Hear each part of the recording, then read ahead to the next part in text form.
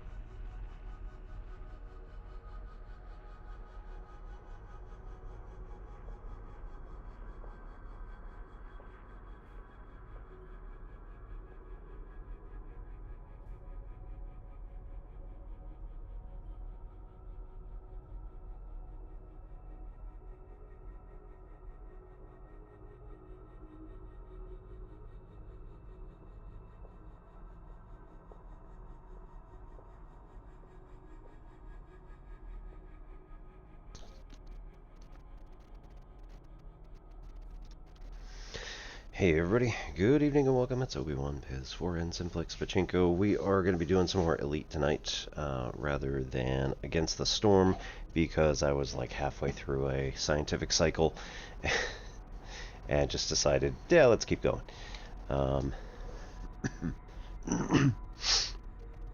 So currently we are in the Buchrea sector and we are heading upward. This is actually using the exact same zero star. So where we reached last night, the Z sample at Z equals 0 was Buchrea MI-V B43-8. So we are attempting to use that exact same 0 star and just go straight up. We also have MetaElite currently working. See how long that lasts. We also have our science working. And I might be able to. Oh no, right. I can't do a second window capture. Right. I really don't want to do a screen capture. See, this is where having a second monitor is really helpful, because you just toss everything over there.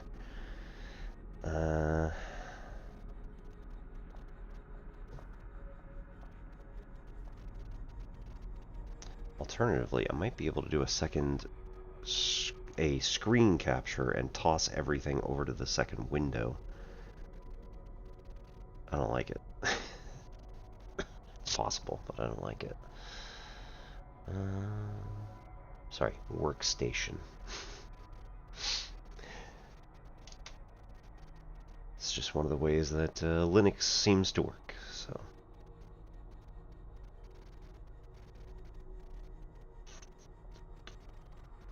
Let's see.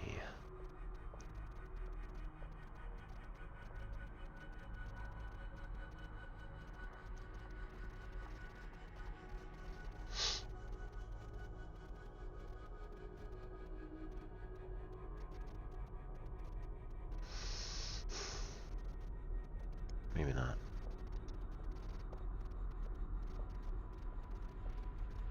I don't know if this will do it.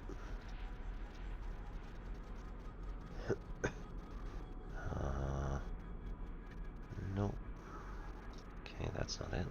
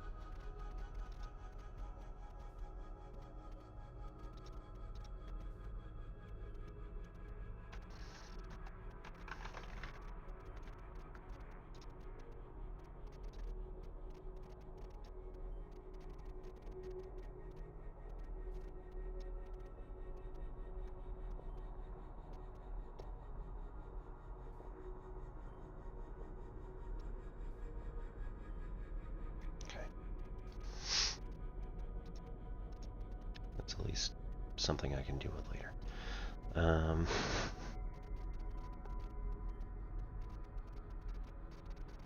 Yeah, not so much. That's all right.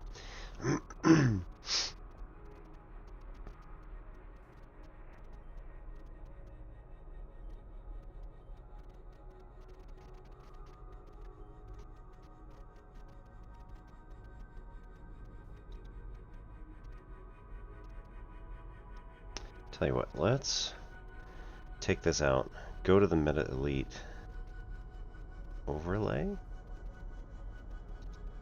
Yeah, there we go.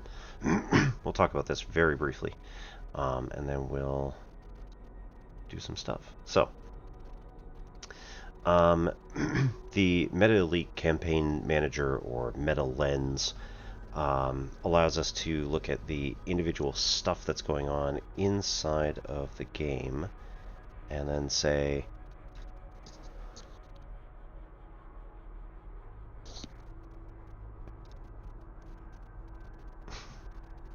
jerks.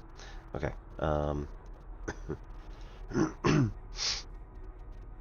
I clicked something and it turned it over to the inactive section there. Anyway, so we are going to be able to look at the Rumors in the Black mission, which is from Elaine Howard, Major, from the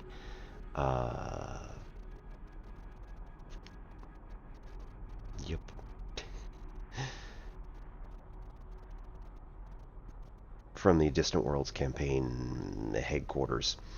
So as we go out, we're going to start looking for K-type stars, and then we're going to survey those K-type stars. I believe all that we really need to do to survey them is to use the direction scanner, DSS, and then also sort of fly near them. Like, we don't have to actively do anything really. So it's just pretty much like explore the system like we always have been, and then when we get 30 K-type stars, that'll pop up. In addition, shot in the dark.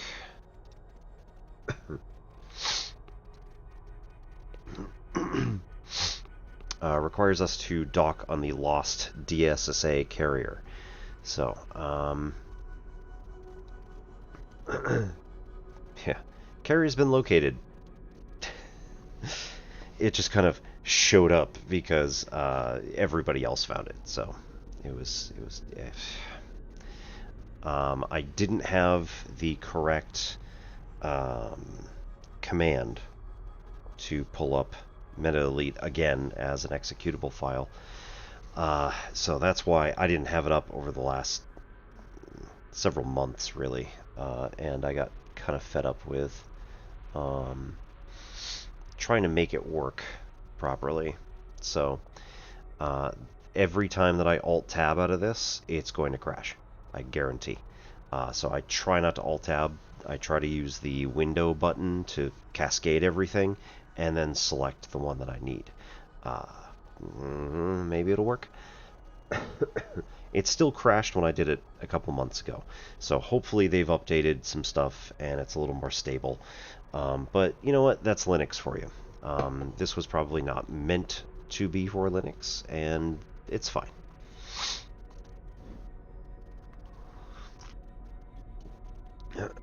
Okay.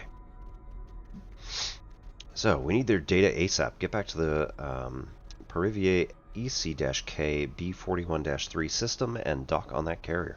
Lost carrier has been found, but we need to know why it got lost in the first place. Command thinks there's something going on here. Jake's station failing more than usual. Just remember all those belugas unable to auto-land. That was chaos.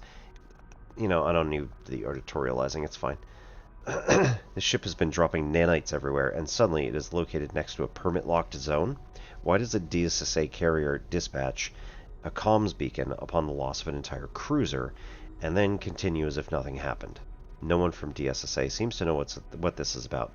We must see what's going on here with our own eyes, so get there and get us our data. So the story thus far is that there's some weird, like, nanobots that are starting to cause malfunctions in various ships, and so hey, we need to go and get that. Let's see. In addition, okay. When I said volunteers, I had a bit of an edge to the tone. You're being directed. We, by which I mean you, are to search for anything unusual. Beacon ships, alien attack fleets, that kind of thing. We'll monitor your progress from here. Jake's local malfunctions were traced back to a Universal Cartographics carrier that passed through here not long ago. Unfortunately, the carrier is no longer responding to any communications. We do know that they were on a 2-year assignment to chart K-type stars, so we suggest you do the same. You're instructed to collect data by visiting and scanning systems with primary K-type stars. You'll need to use the FSS function for this. We're looking to complete data sets. We are setting a minimum individual goal of 30 previously unscanned systems. This should allow us to gather over 5,000 systems across the rather magnificent fleet of miscreants we have collected together. Yes. Oh, how I miss the discipline of professional pilots. I can't fathom how many of you survived the world of death, especially given that Dr. Nagy was in control of it all. To be fair, only some ships were lost, mine included. It wasn't all on him. APOC 5 was sniffing fungi. Whatever. Anyway, collect as much data as you can on K-type systems. You can do this anywhere along this part of the route, and I'm sure if anything is found, Commander Regal Inferno probably found it first. Command will send out further instructions, I'm quite sure. The world of death is a planet that is on a really short orbit around a neutron star, which has a jet cone coming off of it, where if you get caught in the jet cone in any way, shape, or form, you go into a spiral, and like you can't get away from it. Believe me, I tried. They were like, yeah, make sure you land on it like in this section, and I had the little overlay up on the side that was like, it's going to be okay for X amount of time. I was like, sure, it's X amount of time. I got like 15 minutes, and then I misjudged. I think it was behind the cone from where I was, and I went right into the cone, and then it just like the ship went into a flat spin. So if you've ever seen the original Top Gun, yeah, kind of like that.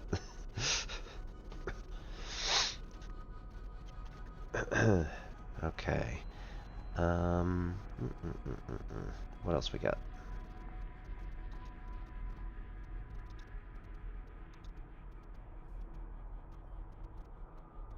Okay. Waypoint 1 Rendezvous and Waypoint 2 Sildawich Nebula. I don't know exactly where those are, but yeah, Mont de la Mort. That's where we definitely got killed. There is also a slight problem, and that is that they used generative AI to come up with the pictures here of NPCs that are not actually in this game, or like you can't go up to them and talk with them. There was somebody that we visited on the last one that we did, which was like, go do 07 in local chat for this particular person, and then I did that, but like her picture wasn't in here, so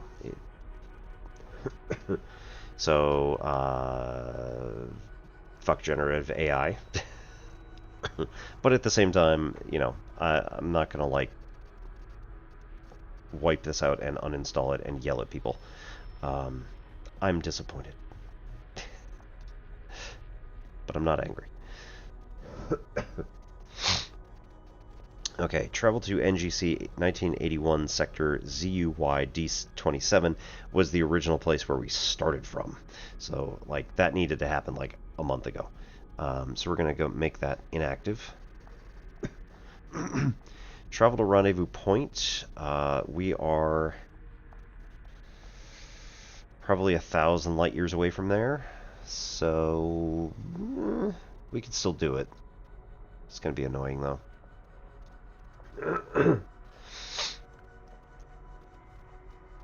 Two intrepid pioneers crossed paths in the Actinid sector and met up in a star system that later became known as Rendezvous Point. The occasion also marked the first extreme-range distant encounter ever recorded, 43,000 light-years away from Sol. In recognition of the star's system's historic importance, the Actinid's GNW C1-6 was officially designated Rendezvous Point by Universal Cartographics Frontier Developments, May 26, 3302.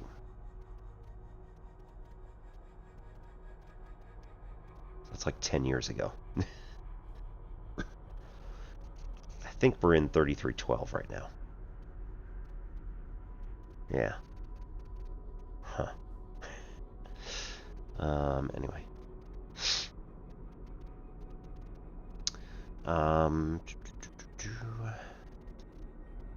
Next waypoint is the Ushie MTQ E58. Small emission nebula located in the galactic aphelion region. It holds a neutron star of 1.88 solar masses in its core. The nebula glows in bright spectral lines of hydrogen, oxygen, and nitrogen, the glow coming from the intense radiation of the neutron star itself, and also from several massive stars in the vicinity. The nebula is named after physicist and astronomer Jakov Seldovich, who studied on the effects of cosmic background radiation, the hot universe, and the greater cosmic structures, including black holes. So, awesome. So, we are going to eventually make our way back to the DSSA carrier.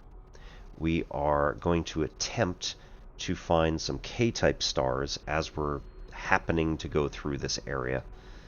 And then also, we're trying to find the Ushie MTQ, which I think is closer to where the carriers currently are, which is a ways. So we're not going to be doing that. We're not going to be doing that part of it tonight, but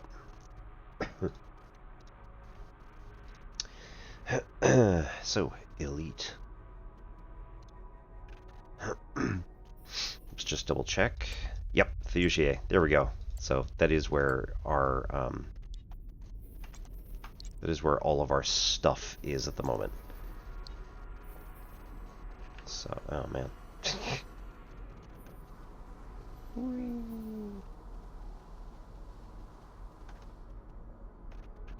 Haha.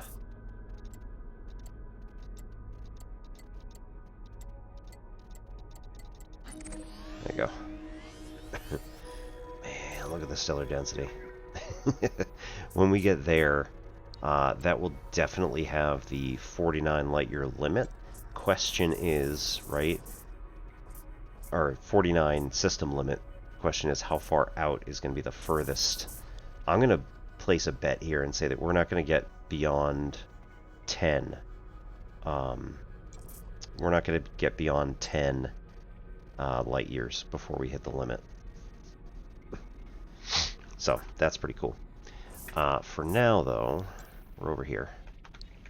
Yep, and we got one of our friends over this way. I think that's Morto, Dr. Morto. Yep, Dr. Morto, who is our wing commander for events and stuff like that. So, if we got any cool stuff going on. Wait, what's here?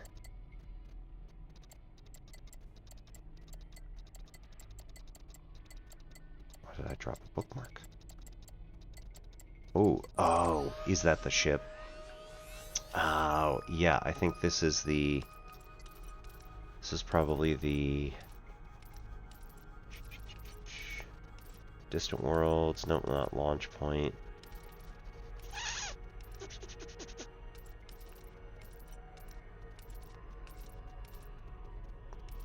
Caster?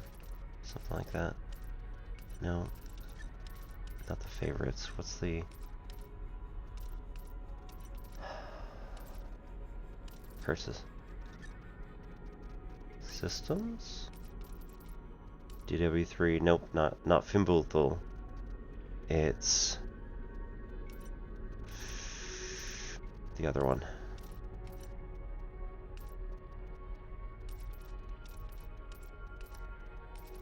Yeah, DSSA. Okay. Yeah, Pyrivier ECK B41-3 is where the DSSA carrier is. So we're a bit above that. You can see some of the blue systems in here where I have jumped before.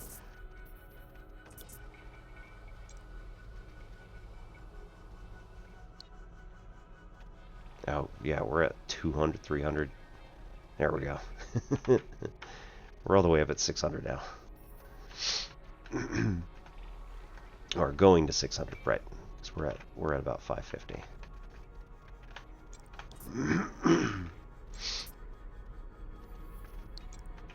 Okay. So we're going to fly up to 600 here. Buocrea OH-O C21-3. O's, not zeros. That's absolutely bonkers. I hate it.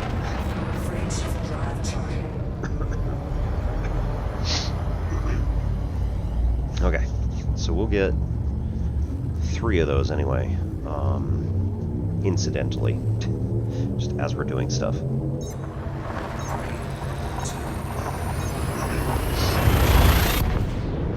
Probably should have looked if that was a K-type. Probably not. Honestly, most of the ones in this area are Fs and Gs, I think.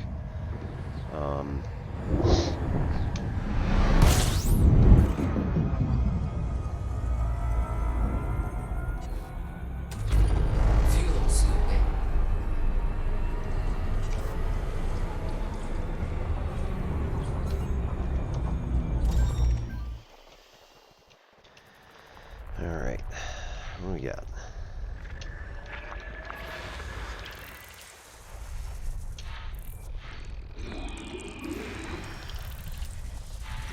Yeah,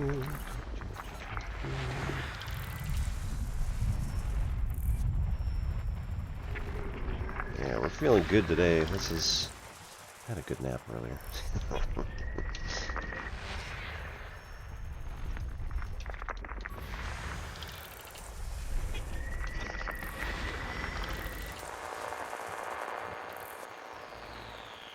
Okay, so we got a couple that are stuck behind the star at the moment. Yep. And probably that's it.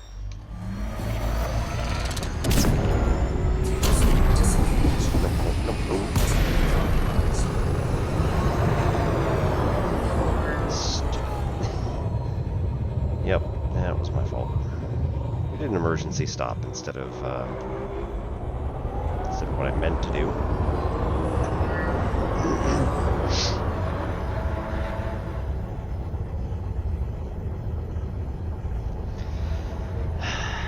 Gotta wait for the FSD cooldown.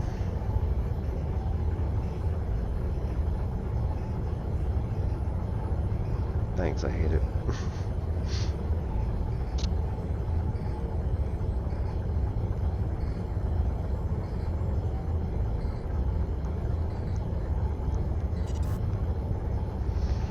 Alright.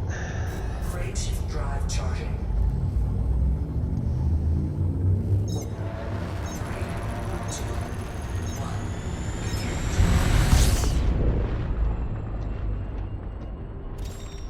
There we go. Let's try that again. So we boosted a bit away from the star so that we don't end up coming in contact with the its image. System scan complete. There we go. Alright, and we're not in the system we want to survey, so we do need to jump out. Although, right, just real quick, what kind of star is it? M.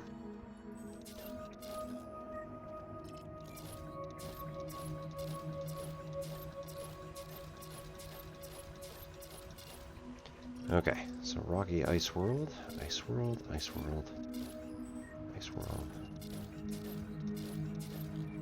rocky ice, ice. Okay. It's pretty far up. Frame shift drive charging. Yeah, so my original intent, or what my body insisted that I was doing, was to hold down the trigger on my HOTAS, which would activate activate the frame shift drive. Now, I didn't actually do that. I let go too early, which when you're in Super Cruise just means that you're going to attempt to do an emergency stop, which you have to click twice in order to do that. So that's my pinky trigger, 1, 2. You do an you do an emergency stop. I had squeezed, thinking that I was going to hold it, which activates the frame shift drive to jump to the next system. I thought I had done that. I had not. So there's yeah, it's just all sorts of bad.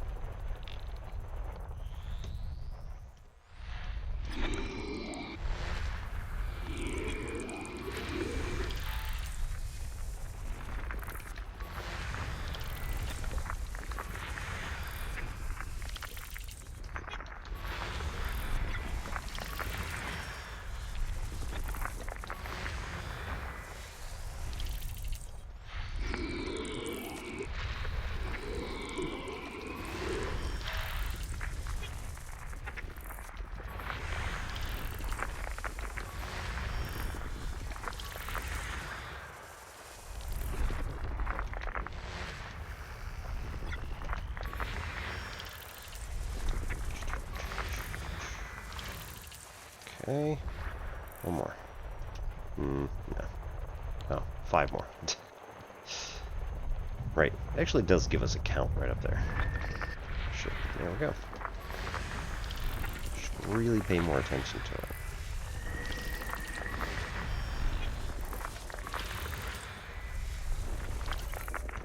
System scan complete. Okay.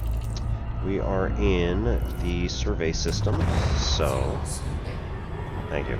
Could have been doing that the whole time. Alright. 11 down to B430. Exactly. Okay, 11 systems with 19.9 max. C21-3. Yep. Okay. Next survey system. A 1K type star. Is it this one? Actually? Didn't even notice. Yep. Cool. There's one. So what we're going to do is actually push all the way up to 1,000 light years. And then when we make it, I will then start looking around for our route back to the DSSA carrier, potentially go back to Rendezvous Point, that's kind of a long way, and see if we can't get any K-type stars on the way, because we can go over here to Pilots Federation, maybe? No. Ah, there we go. Yep. And toggle all. And go K-type only.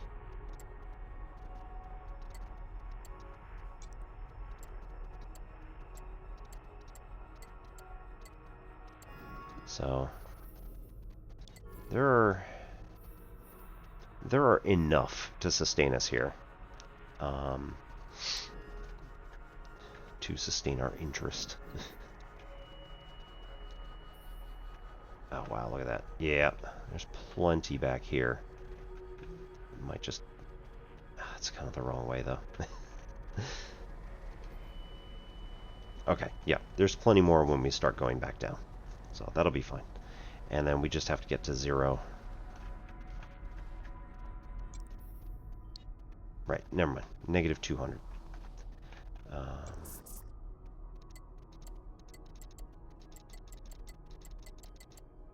Meh. Around negative 250 is where we want to go. Right, so we are here.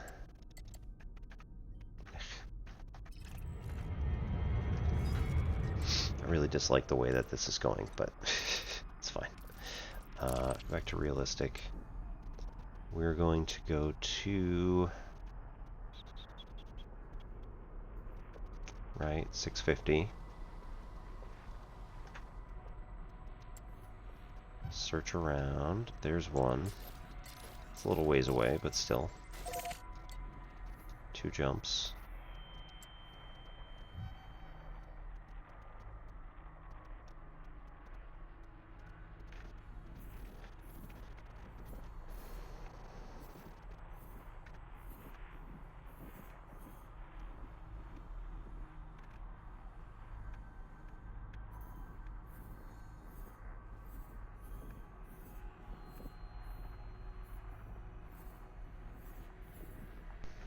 Okay.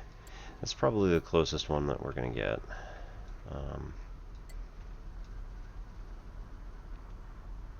In theory.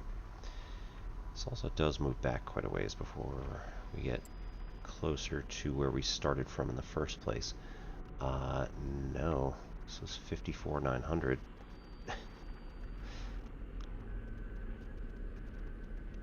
Okay.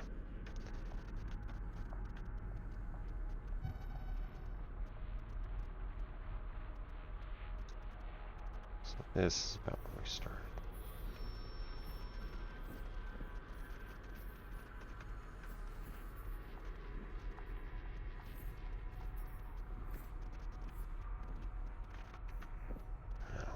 that far. Oops.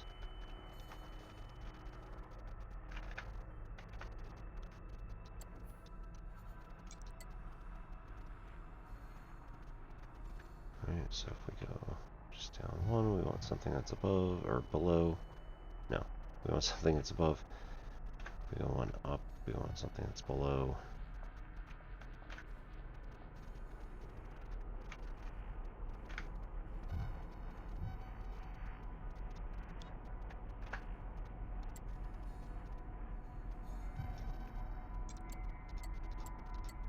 That's another potential option there.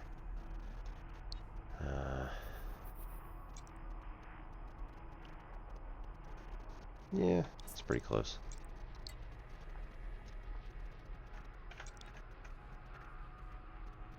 It's at 651, but you know, is that, which one's better?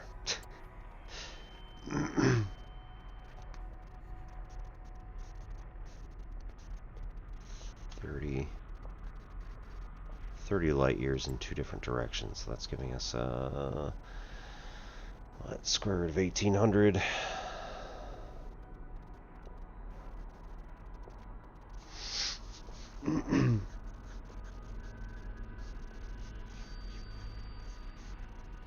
√2 difference. Yeah, obviously, yes.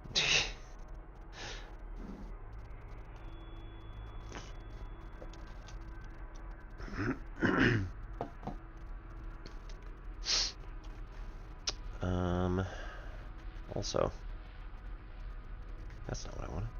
Oh shoot! I just hit Alt Tab.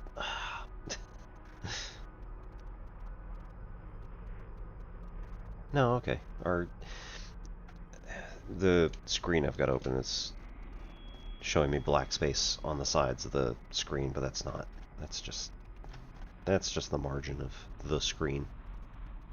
Damn it. Yep. Crashed it. Well, let's try that again, and maybe this time I will remember not to Alt Tab.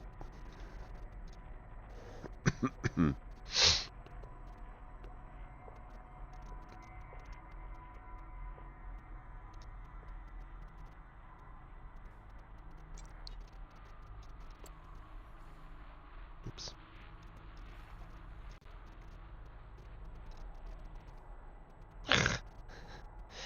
And immediately crashed it again. Great.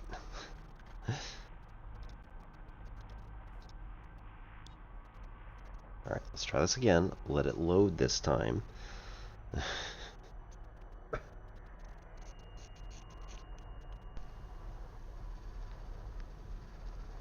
I get impatient. What can I say?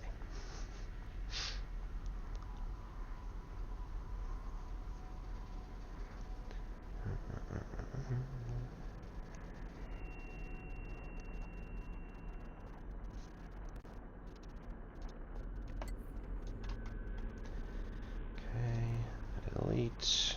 I did it again. I didn't Alt Tab this time. Man, come on.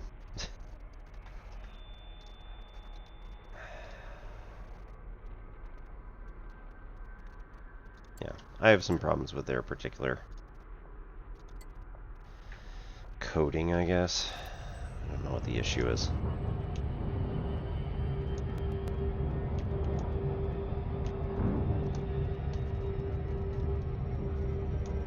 Frameshift drive charging.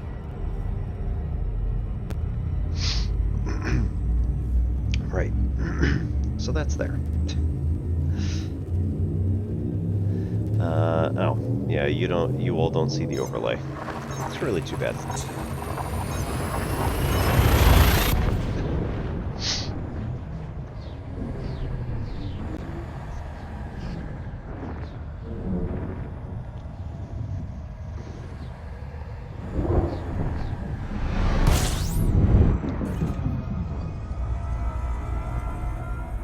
System scan complete. Fuel scooping.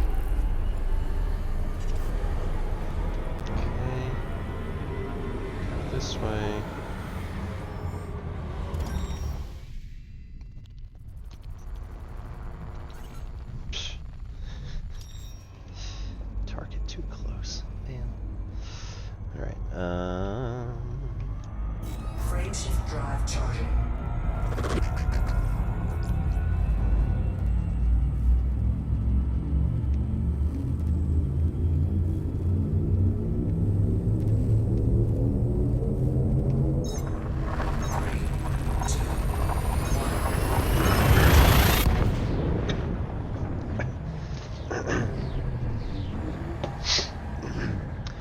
Anybody who wants can also help me. We're working on a non-D&D campaign. This one is oops. Fuel scooping. This one is Fantasy Age, and I'm looking at trying to create like a end of parade experience for people I have in my group here. So they are currently on a parade route, and they jumped a guy who looked like he was going to plant a bomb. So, you know, good on him, saving the parade and all that. Little do they know there are multiple other people who also have planted bombs along the route. Good news is that they're all close. Bad news is they're probably going to have to wave off, like, they're going to have to get somebody to wave off. Be like, no, we're, you know, abort, abort.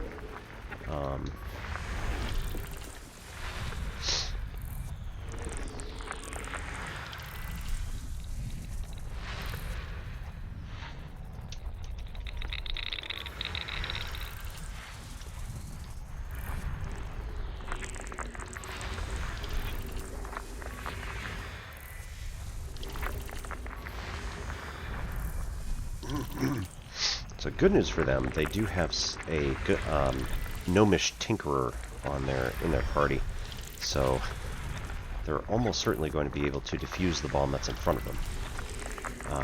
Then the question is, can they figure out how to get the other person to wave off?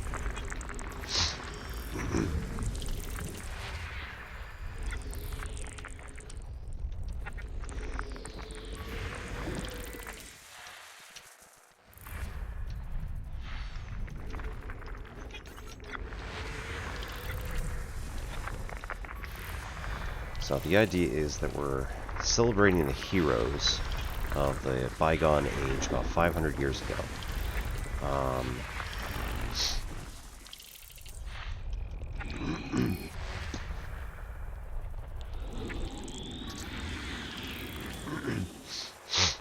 The forces of the Prophet are coming back, and little does this particular group know. And they're going to be finding out fairly soon that there is a BBEG who knows who they are and where they are. And yes, I did say a BBEG.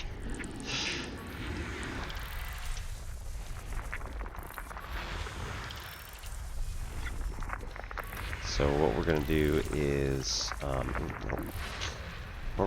have them, if they save the parade, if they manage to get the code, if they manage to, you know, find the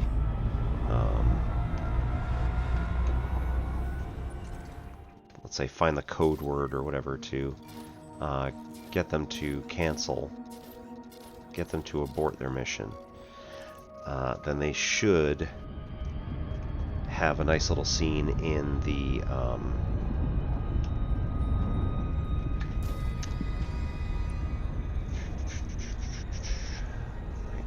have a nice little scene in like the courtyard area where they're going to be able to, right, okay, twin stars.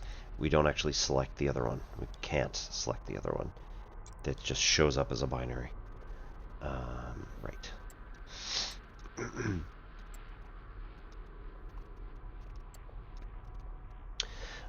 They will be able to have a nice little, you know, memorial ceremony where the town hired, like, professional actors to put this thing on, and how many was that? 5 at 16.9.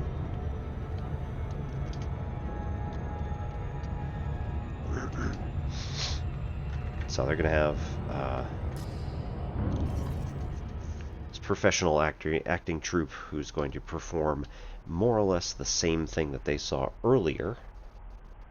4 or 5. However, it's going to be done by a professional troupe, and it's not ad hoc, ad lib, and they are not participating in it, which is kind of a big deal, because last time I made them participate in it, where it was like, oh yeah, you guys are being selected to like, act in this thing, and they're like, why? No, we don't want to do this. I'm just like, oh, too bad.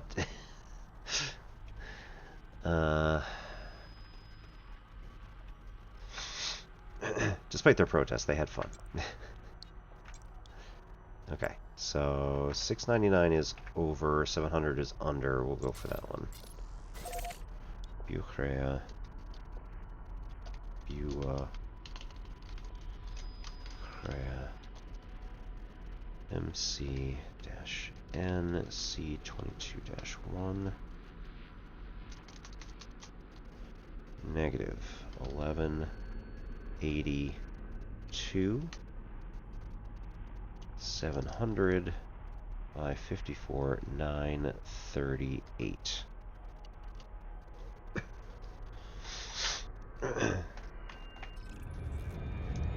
Frameshift drive charging.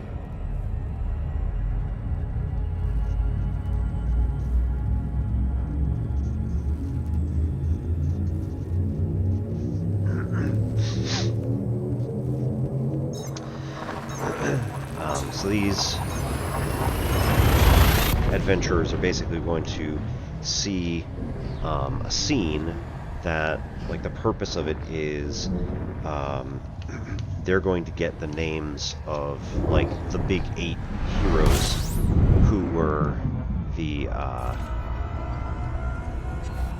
people who came together last time the Prophet came to power.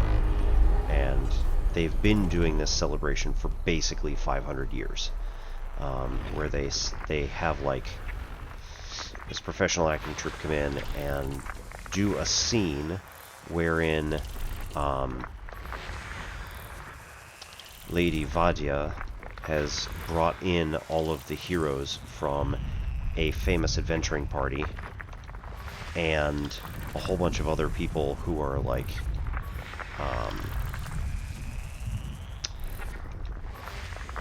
pro-orc, I suppose, and they're trying to they're trying to convince the orcish warlord that he needs to join them, because otherwise the Prophet's just going to win, like, this big war and then roll right over his land with very little, I mean, like, certainly probably losses, but she's not going to be stopped. Like, you need to join with us or else you guys are going to die too. So that's kind of the idea. Frameshift drive charging. So, she stands up in front of them and says, we're going to honor you in your way, and then does, like, the what's called the Battle of the Boasts. So she stands up and, as is the orcish way, lists all of her accomplishments and then gives why she should, or why he should join them. And try to throw out, good reasons as to why he should join. 1, 2, 3, 4, 5, 6, 7 at 19.4.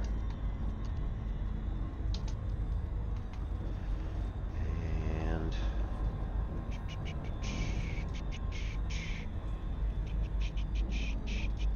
boop. Yeah, there we go. We're on on the wrong one. I need to interact.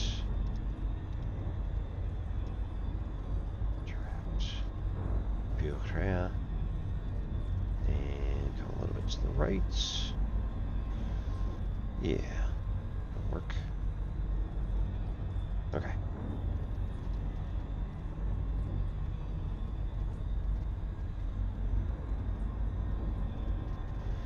Match that to the bottom.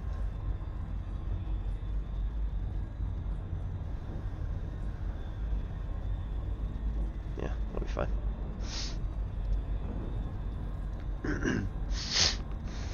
Yeah, so she does the Battle of the Boast, stands up and tells the warlord exactly why it is that he should join with them in combating the Prophet. And eventually, obviously, because it is of public record, right, that Fuel scooping complete. he will join them. It's just a matter of convincing. So when my crew were at the pub reenacting this, basically they were just like, we're not very creative. So they ended up doing a, like, one guy was doing an interpretive dance while a couple of the others were doing some things. I'm like, I mean, might as well work, I guess. Roll communications.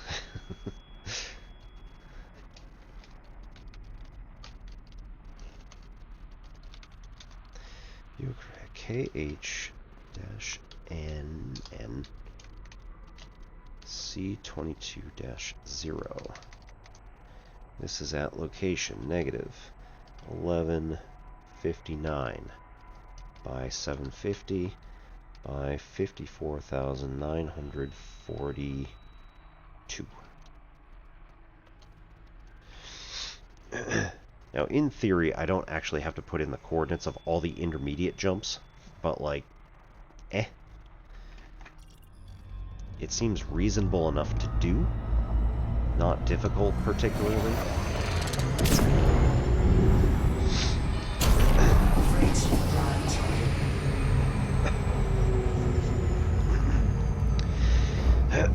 So our party is going to now watch this scene play out. Now, unfortunately, it is 2 full pages, or 2 and a tiny bit. Full pages at the moment. So, like, I get the feeling they're going to be like, oh my god. But it helps fill in the backstory. And they are potentially going to figure out the keyword in order to unlock a like a little puzzle sphere which has stuff in it. They were told by the local antiquarian, like, you know, I'll do it for 4 gold a day. It's probably just going to take me a day to do it. So, you know, let's call it 4 gold. Or you can give me 2 gold and, like, a share of whatever's in there. And they were like, nah, we'll come up with the 4 gold. So they went away and they went and found some work to get them gold, which they bluffed their way through and figured out like how to get a job. I'm like, are you kidding me? Scooping complete. 19.9.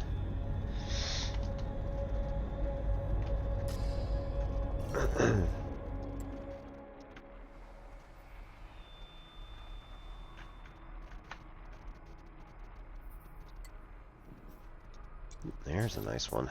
A practically right on the money. Okay.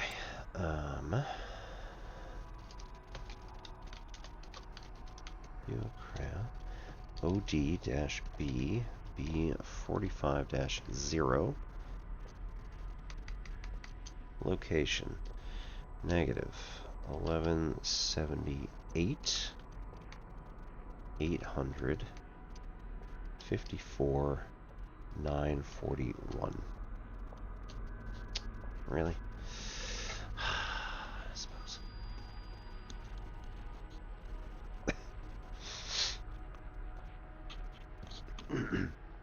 So we have drifted a bit. We are currently 16 light years north Y direction, and only 1 light year off in the east direction. So that's actually pretty good, all things considered.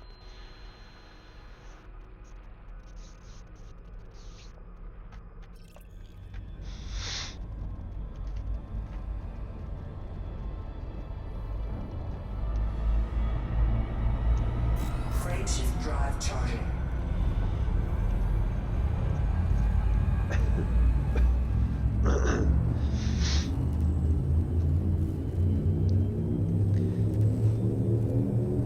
Alright, so at the end, it needs to depict, like, what happened to all of these people. And so basically I'm like, okay, so they're gonna do like this weird interpretive dance pantomime sort of thing.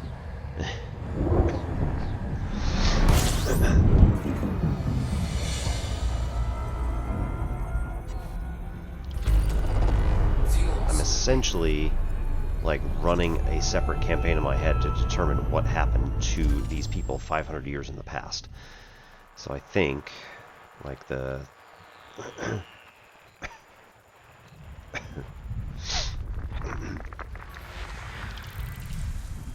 they sort of split up into 2 groups or something, and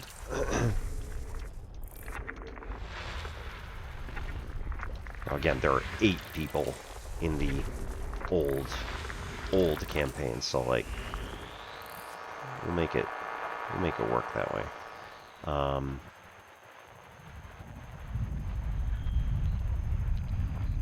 No? Okay. It's gonna be off.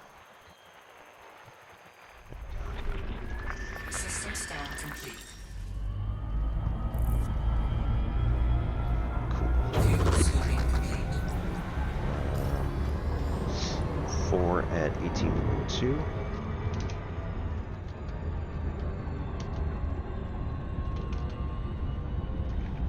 And then find some new ones.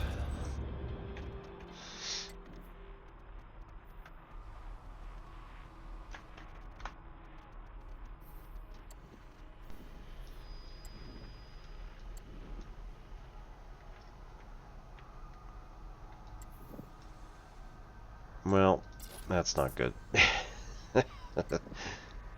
Got like none.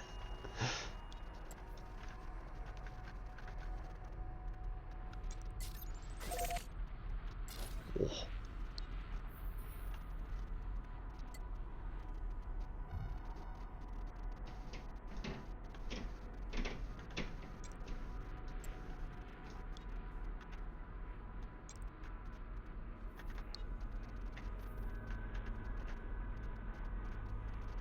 That's at 48. I want 850. Yeah. No, not really. Still a bit too far. That one's pretty good. Where's this? Negative 1260. By 54,950. It's like, that's a ways off. 80 light years in the other direction.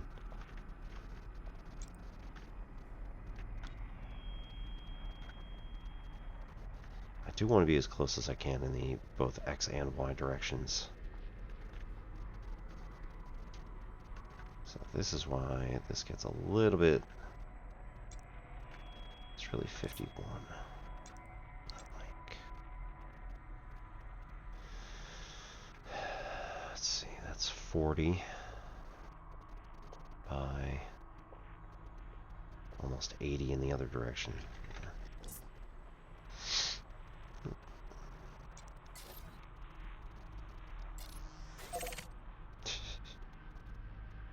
This is 3 jumps, but those jumps are a lot smaller, I think.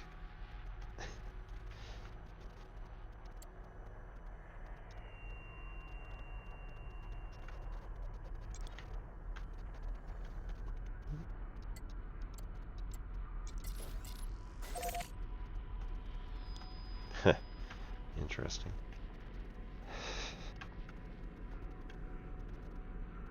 Okay. I'll take that one.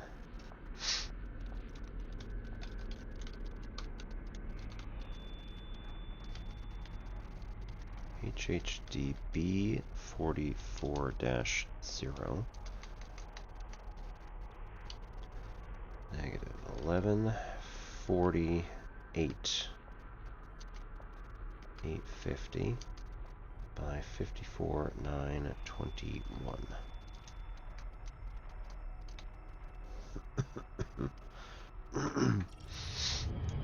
Frame shift drive charging.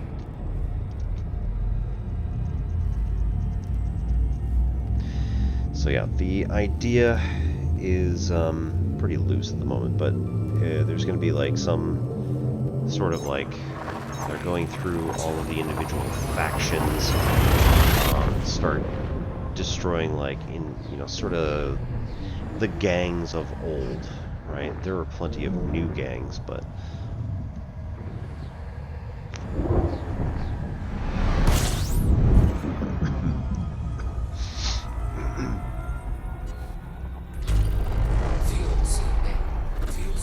they're going to go through, dance fighting all these guys with awesome soundtrack and stuff like that. Multiple of them are going to fall, and then eventually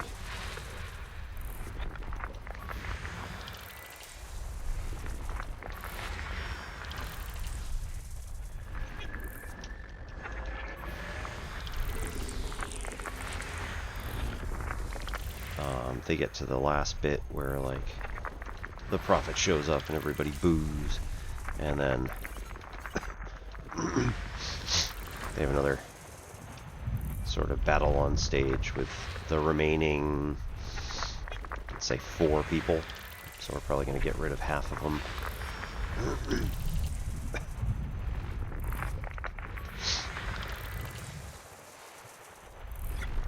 System scan complete. Maybe only 2. We'll get rid of 2, I think. And then Frame shift drive charging.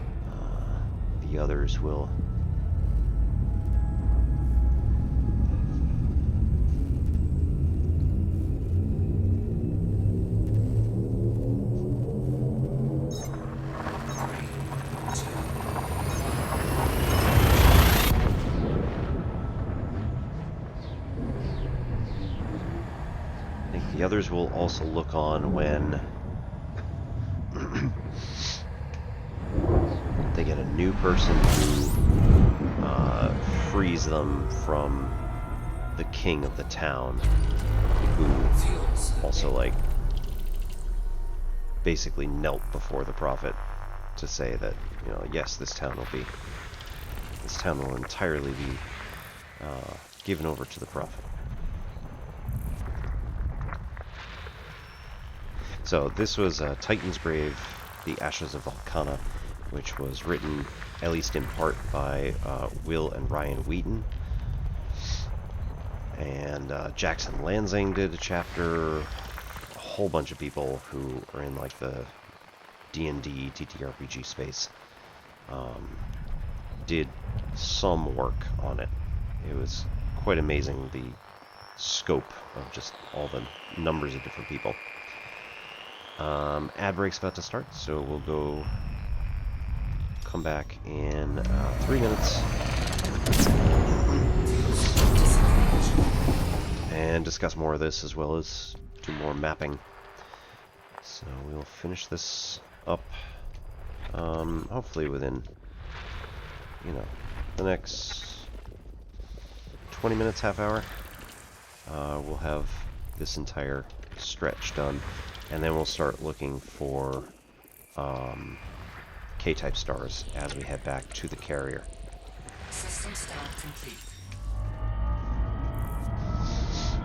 Okay, this is 3 at 19.6.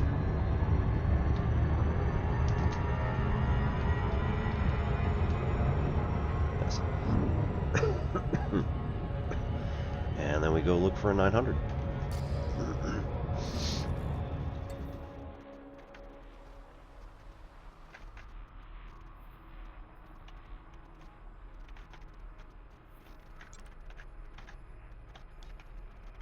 That qualifies.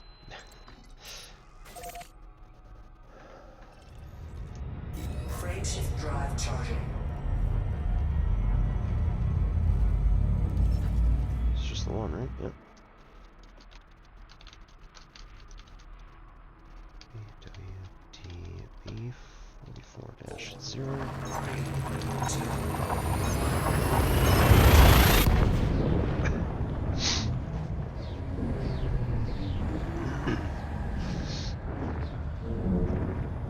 Hope y'all are having a good night.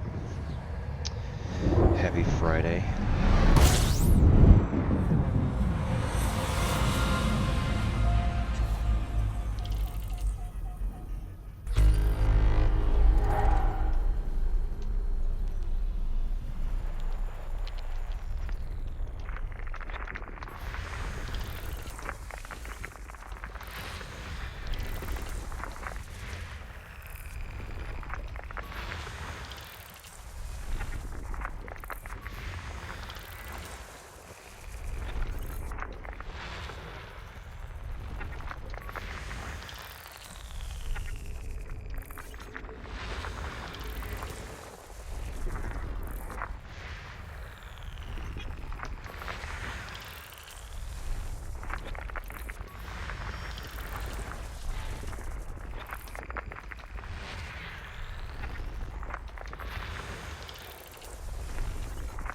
System scan complete.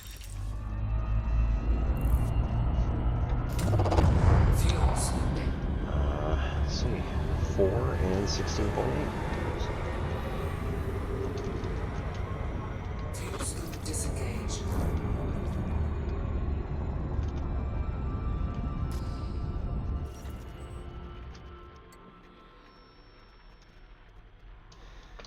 Negative 1163.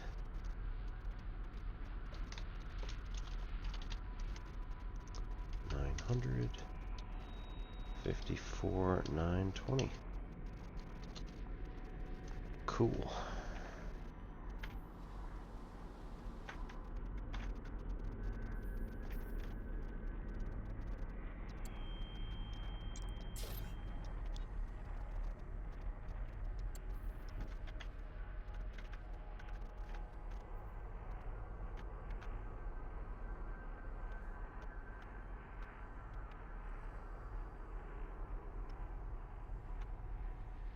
$779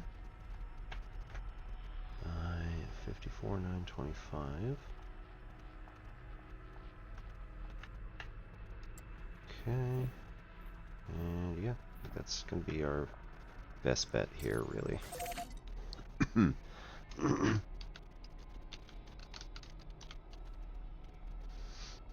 VW-I D10-4.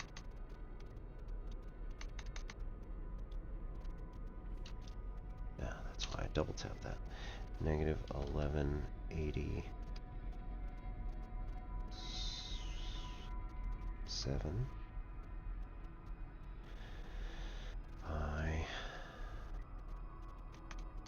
950 by 54, 935.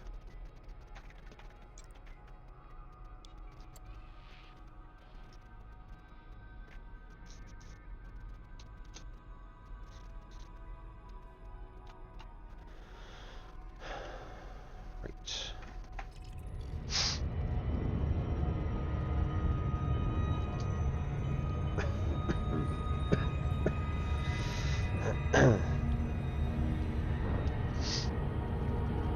So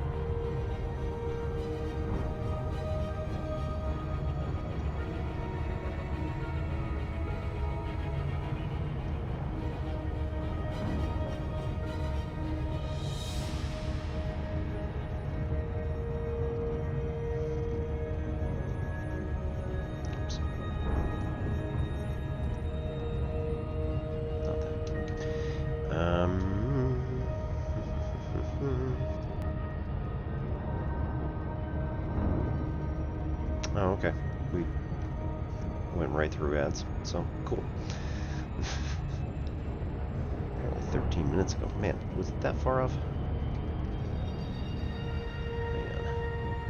Let's make sure that the time and date has been synced, because that happens sometimes.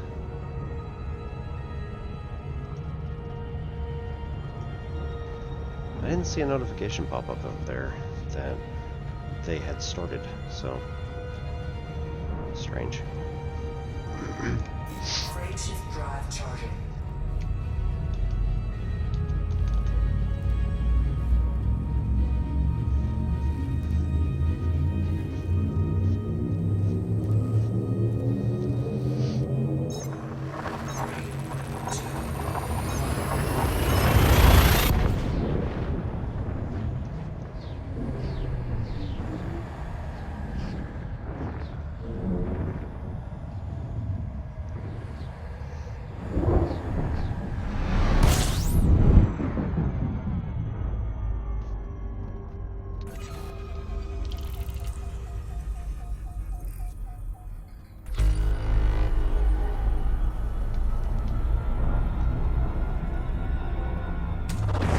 Fuel scooping.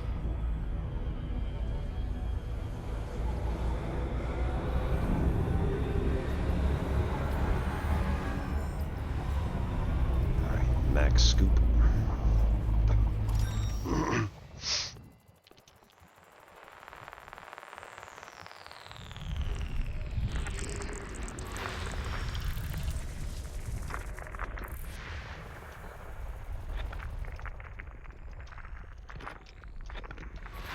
Fuel scooping complete. Nice.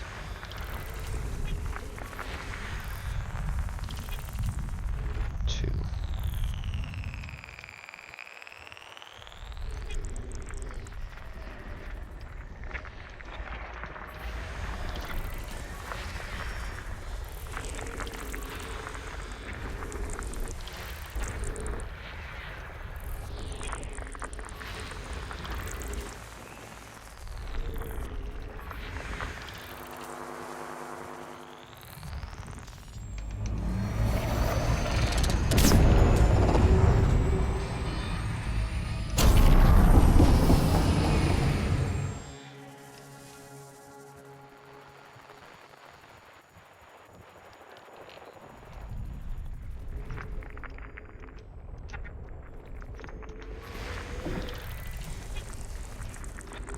System scan complete. Frame shift drive charging.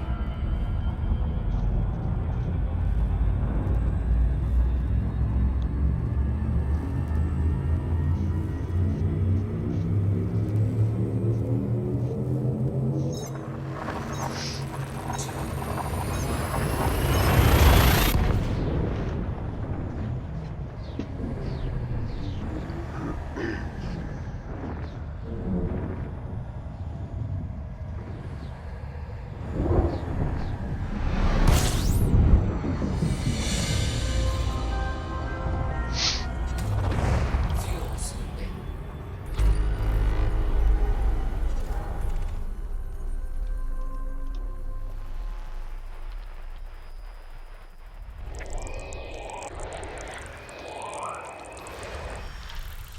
Fuel scooping complete.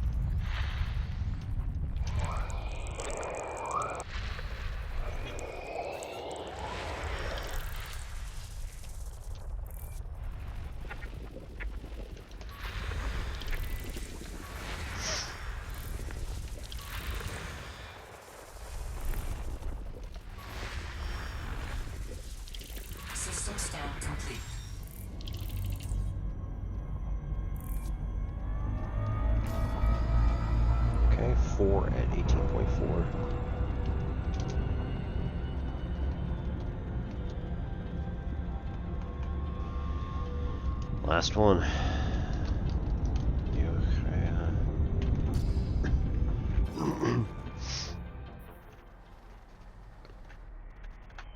There's actually a lot more systems up here than I had initially thought. Let's see, 1179, 54, 925. So about here. I want to look around and see what we can get for close systems that are close to this neutral plane at z equals 1000. So we can go check those over there, and we got a couple over here that we want to check. This is nowhere even remotely close. No. Right. We want to see if they're like within a light year. That one's good. Yeah.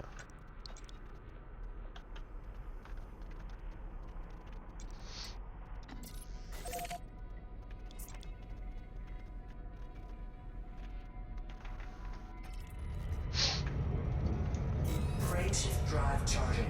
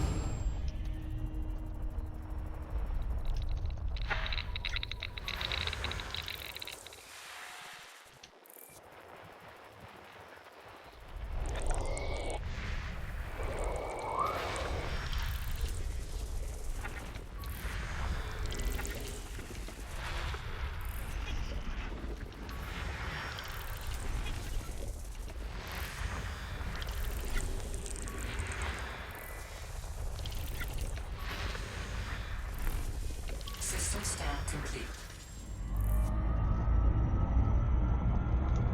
Frameshift drive charging. AD-HD11-0.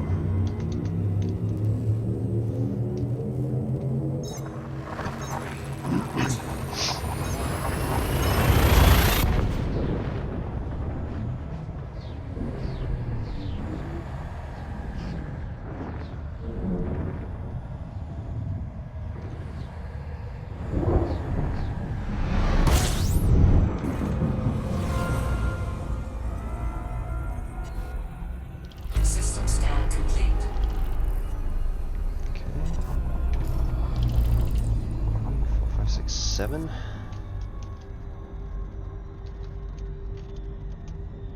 At 17.7.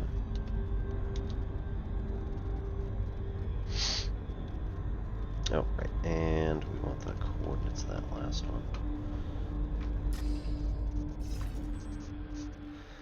Alright. Negative 1151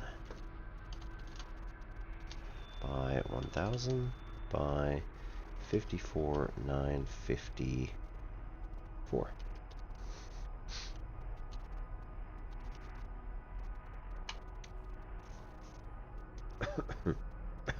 Okay, so now what we want to do is we want to take the Pilots Federation, go to types of stars. Right, the one that says stars on it. We have K-type selected only. Okay, we got one here. And generally speaking, we just want to head down, right, toward that bookmark. It's 1,000 light years, so we can probably get 30 of these particular stars between here and there with very few problems. K-type stars are also scoopable for us, so we can get fuel out of them, so we don't have to like jump to a different system, get fuel, and then come back to K-types. It's pretty nice. Now, if I hit plot me a route, it does not only do K-types. I don't think there's a way to do that. System scan complete. Fuel scooping. Yep. Okay. So I tagged that one.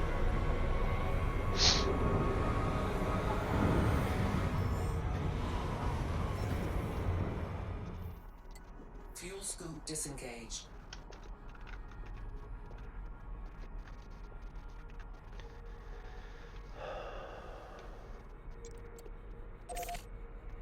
Eh.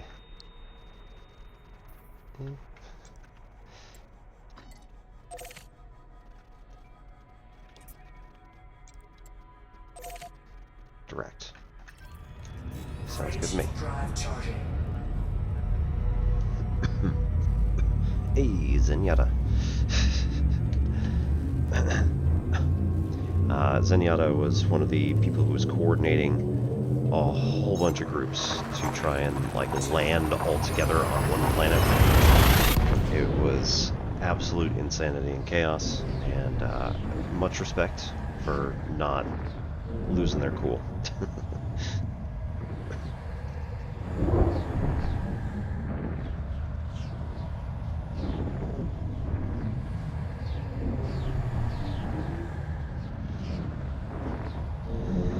So I'm going to have the heroes all like in various culminations come to the front of the stage, do their thing, knock down a few of the Prophet's minions. Fuel scooping.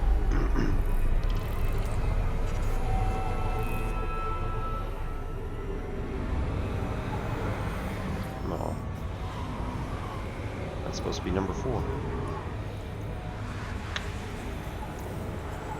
Not so much? Or, yeah, might not be this star, it might be the other one. Fuel scoop disengaged. Still should have worked.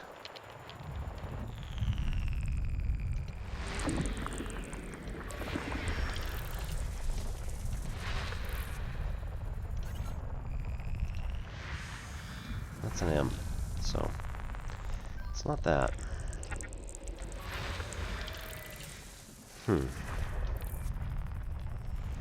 That's unfortunate. What's going on there?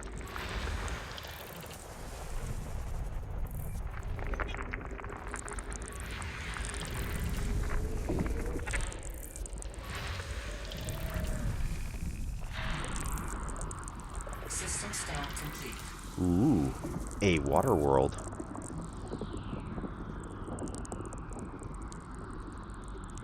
How far away?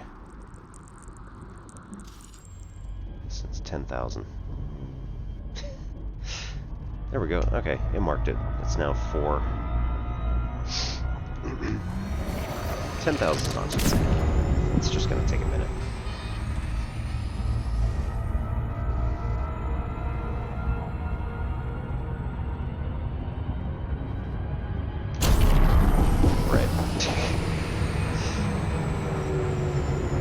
Okay, well.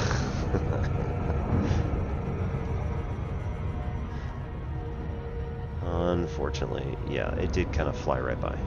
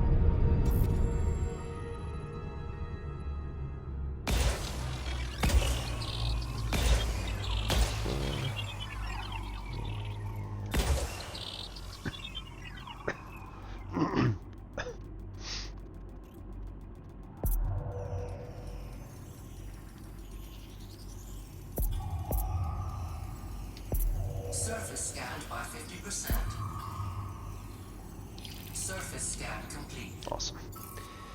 Unfortunately, can't land on it, but this is one of the first. Can't be one of the first water worlds I've found, but anyway, that's number 4 for K-type stars. Let's see.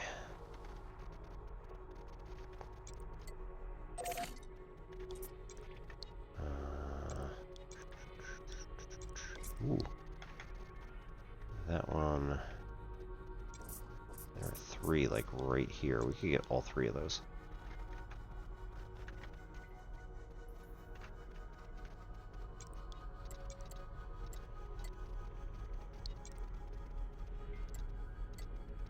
I'm only seeing 1 K-type in each of these systems, which is unfortunate.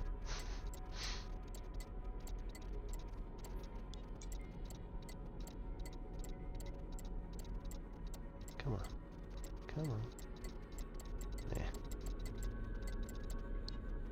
Yeah. There's only 1 in each. Okay. Frameshift drive charging.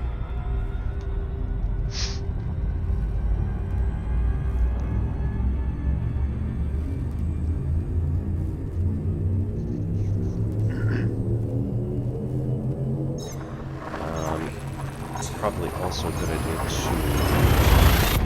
to submit that survey.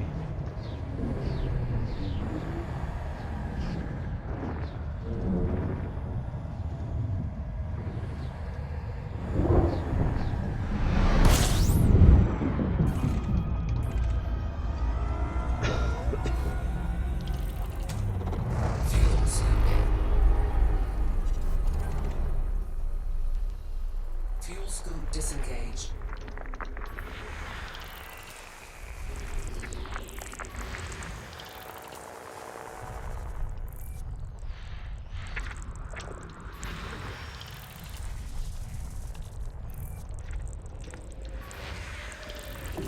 Content. What is this? Is it water?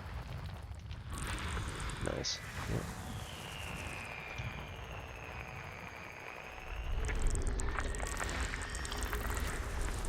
Icy. System scan complete.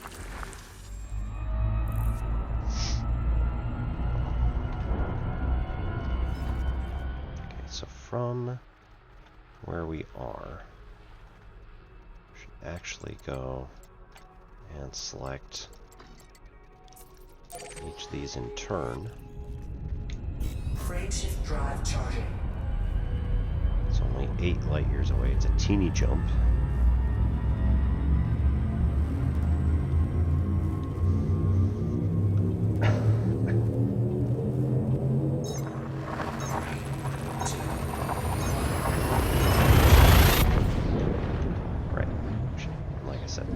Submit that survey now. I apparently did not submit it earlier today. That's right.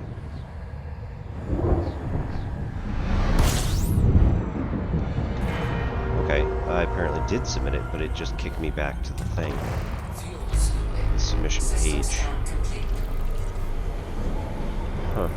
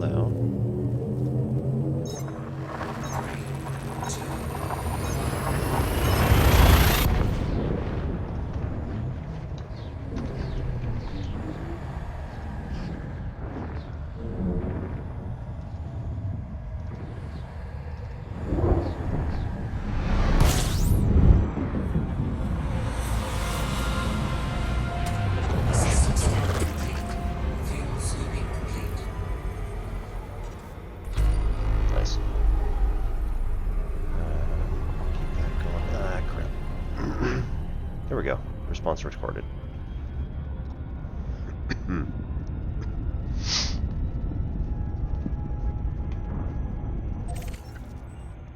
Right, plotted. Frameshift drive charging. So every time that you come out of, every time you like target something manually, but then don't change your plotted route, you need to go back. You need to go back into the map, which then reestablishes that, oh, the next system on the jump should be targeted, and if it isn't, it automatically targets it. If there's nothing targeted and you're on a route, then it says, okay, next system. Fuel scooping.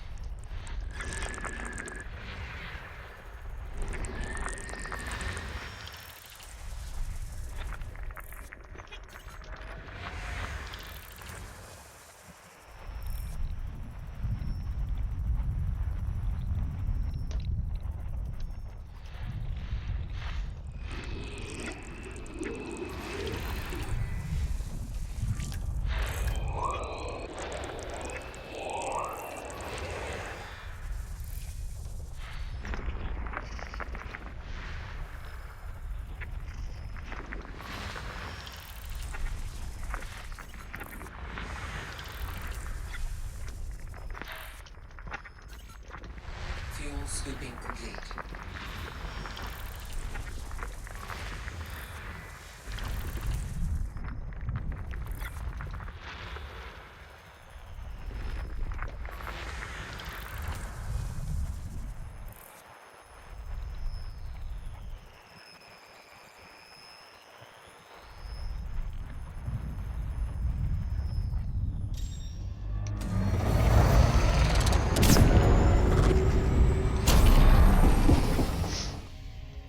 Still hasn't registered number 8 yet. That's not nice.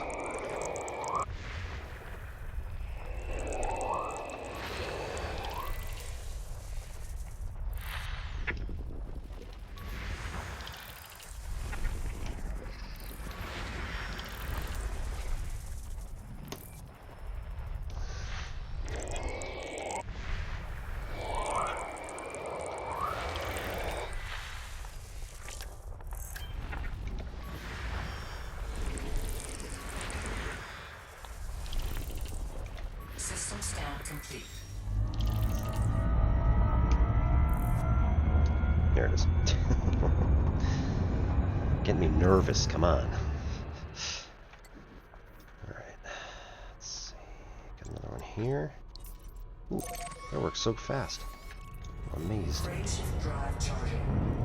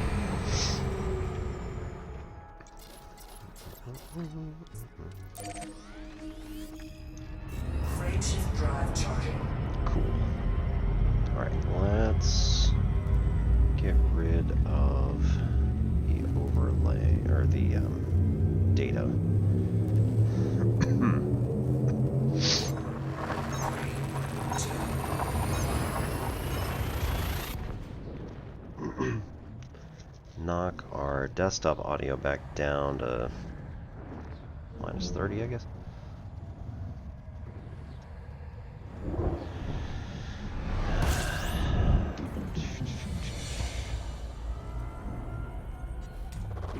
Fuel scooping.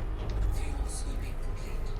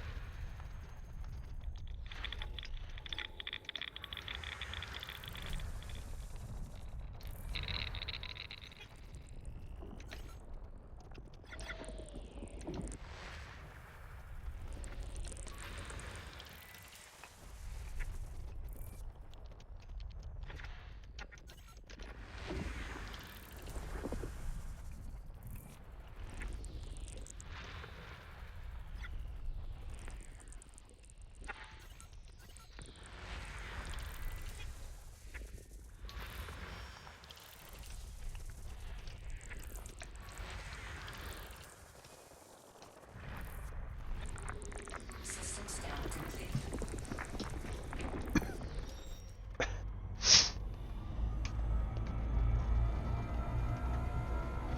Got 11 so far. Good job. Alright, here's another good sector. Group of them. We're only down to 863, so like we don't even need to be actually doing this this many of them.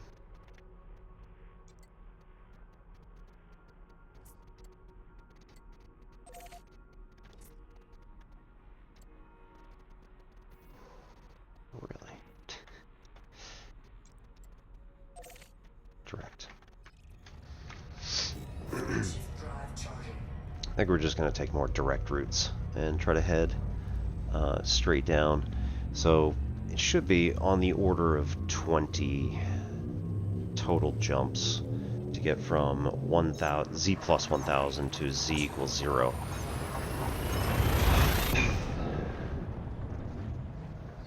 So we're looking good so far. After this break, we'll do after this ad break, we'll do a quick Tai Chi kind of warm-up sort of thing. Got class tomorrow, so we might as well practice the form.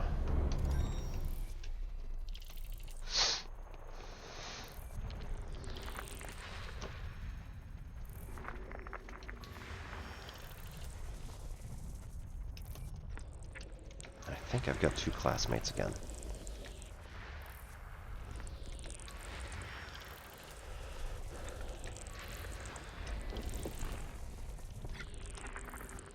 System scan complete.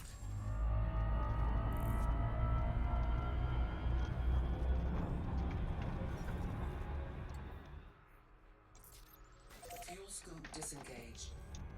Frame shift drive charging.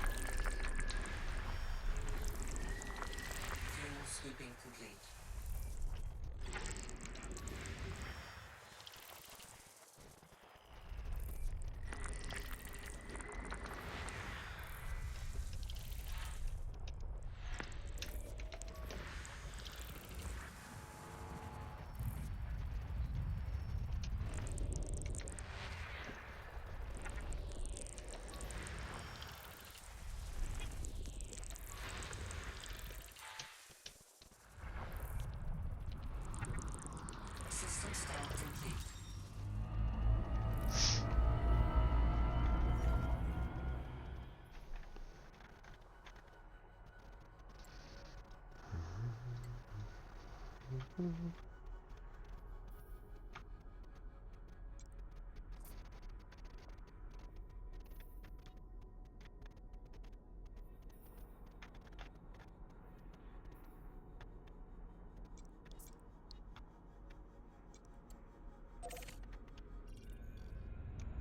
Frameshift drive charging.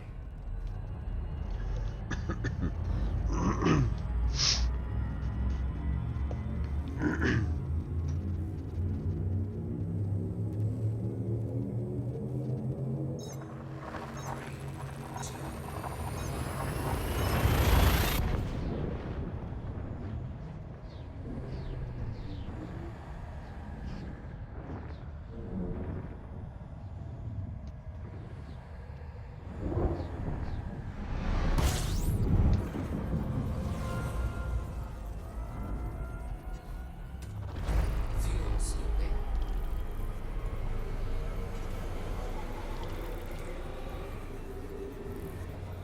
Fuel scooping complete.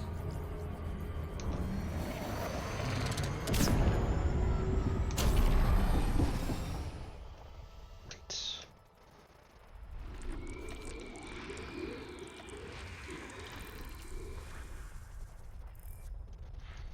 And what are you? High metal content. Yeah, much closer than the others, yeah. I noticed.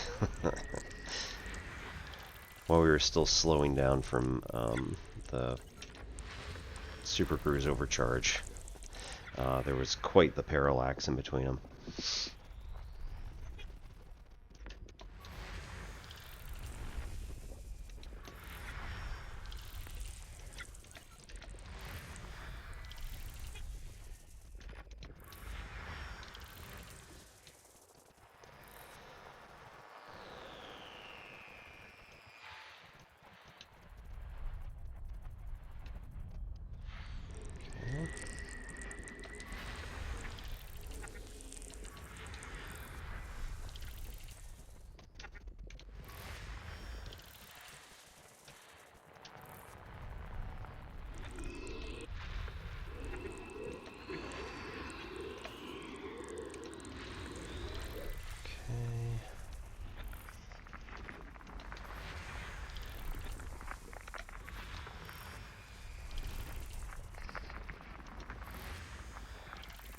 So I'll just...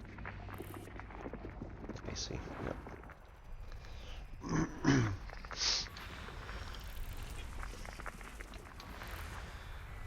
And it is far enough away from the parent star that it makes complete sense that it would be icy. Oops. Cursors?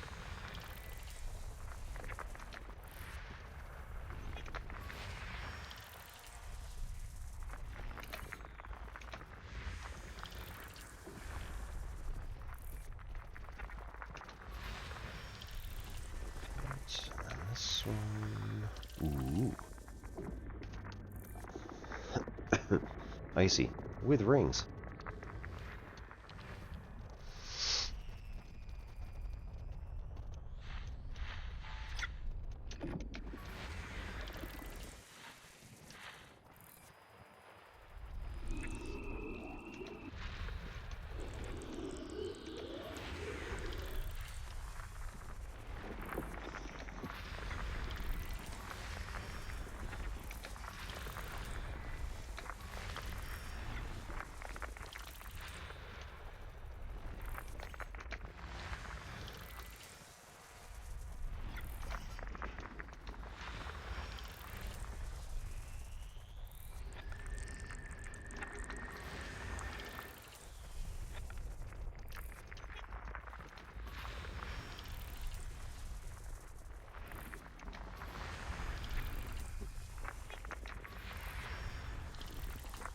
System stamp complete.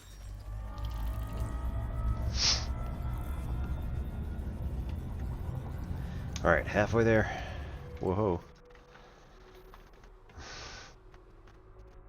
definitely do not need to do multiples and shorten our distances and all that, so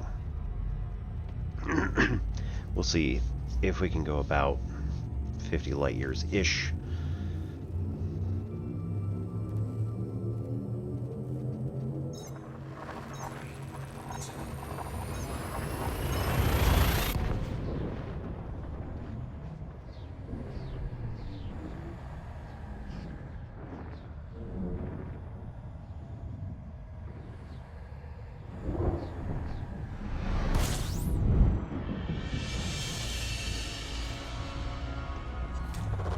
Fuel scooping.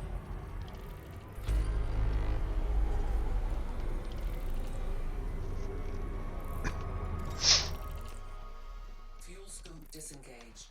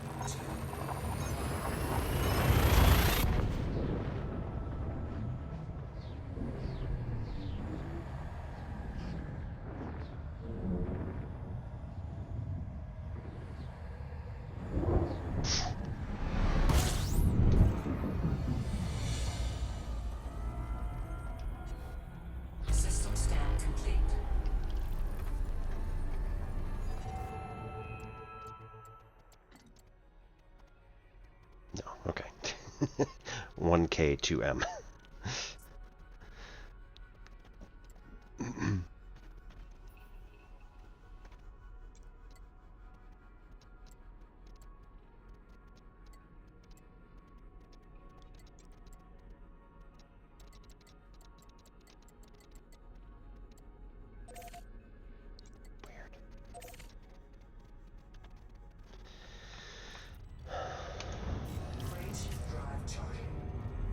Ooh, wait a minute. Okay, yeah.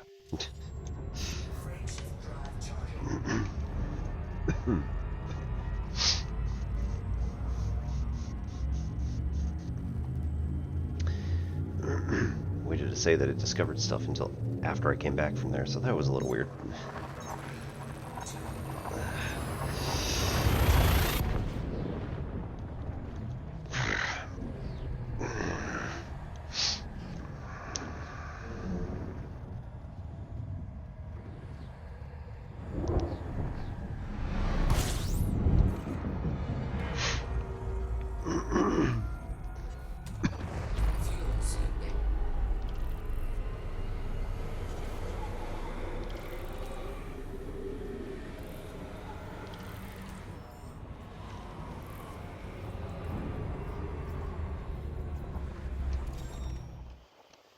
Okay.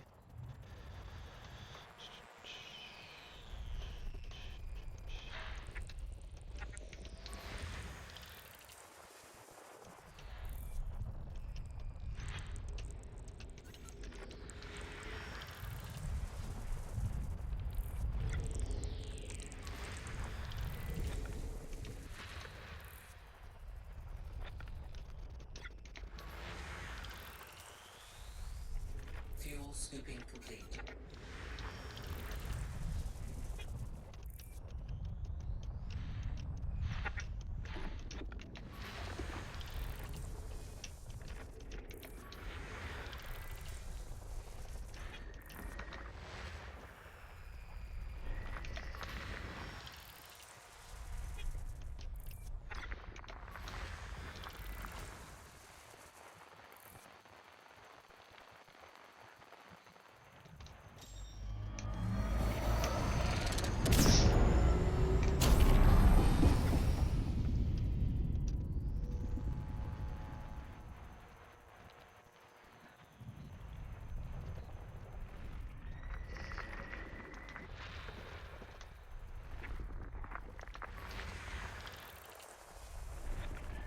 System scan complete.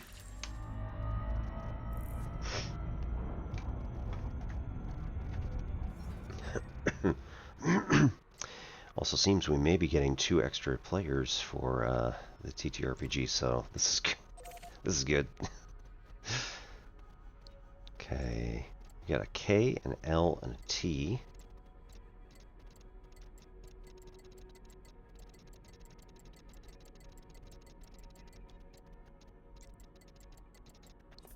Again, shouldn't worry myself with this, but nonetheless, I do like to.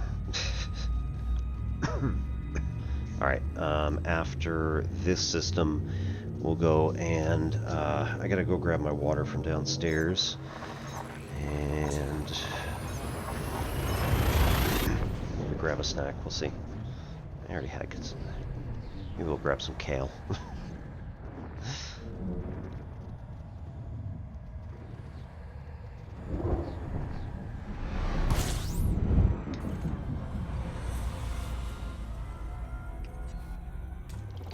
Fuel scooping.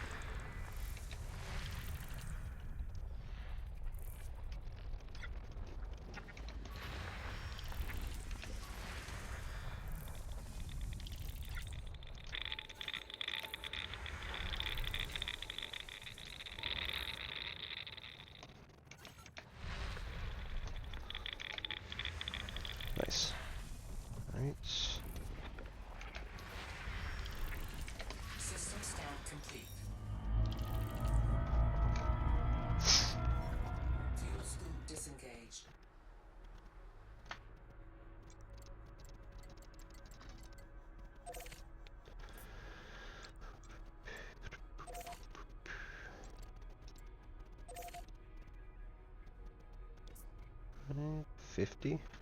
Sounds good. Direction. Here.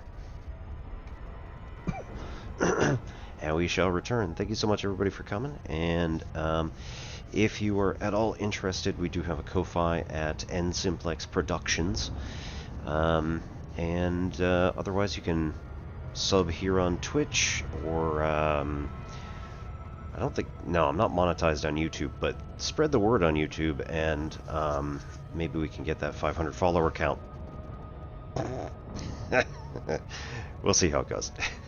Good luck, everybody. We'll see you soon, and yeah, thanks for coming in. My name's ObiPEZ. This is NSimplex Pachinko. Be right back.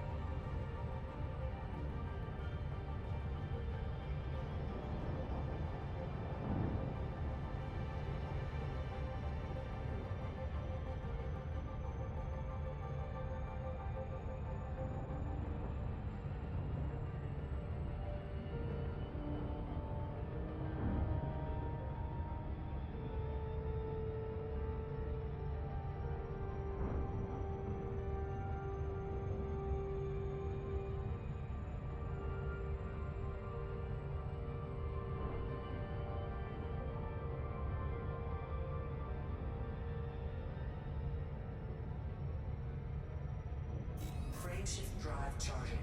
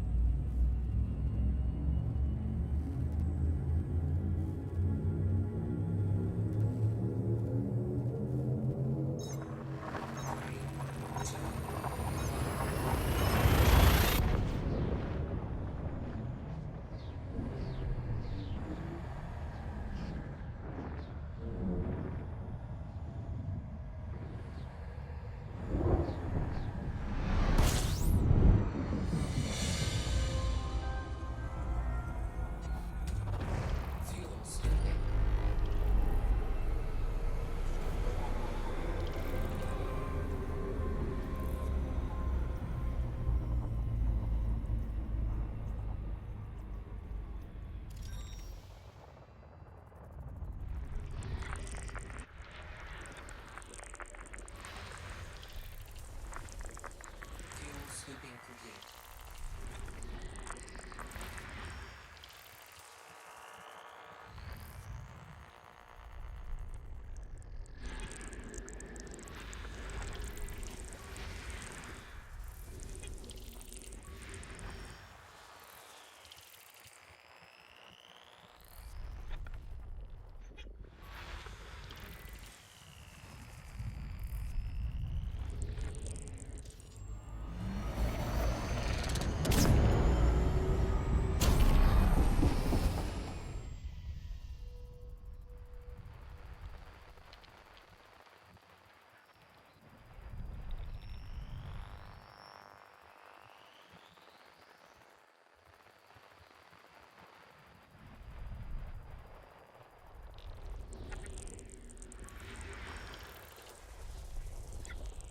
System scan complete.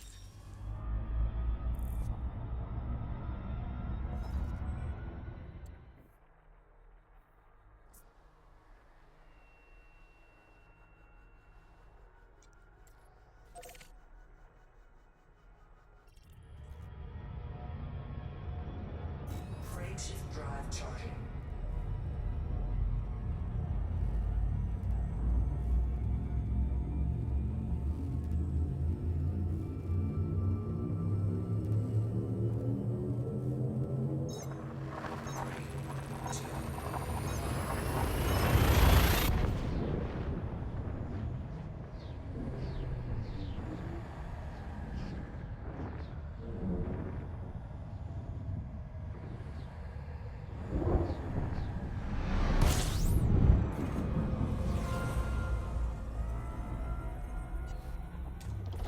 Fuel scooping.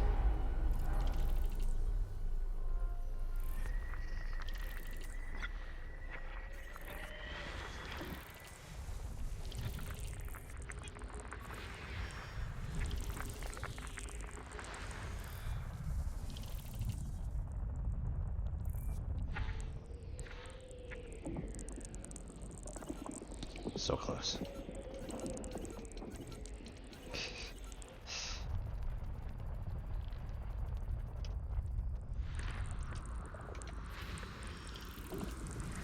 Fuel scooping complete.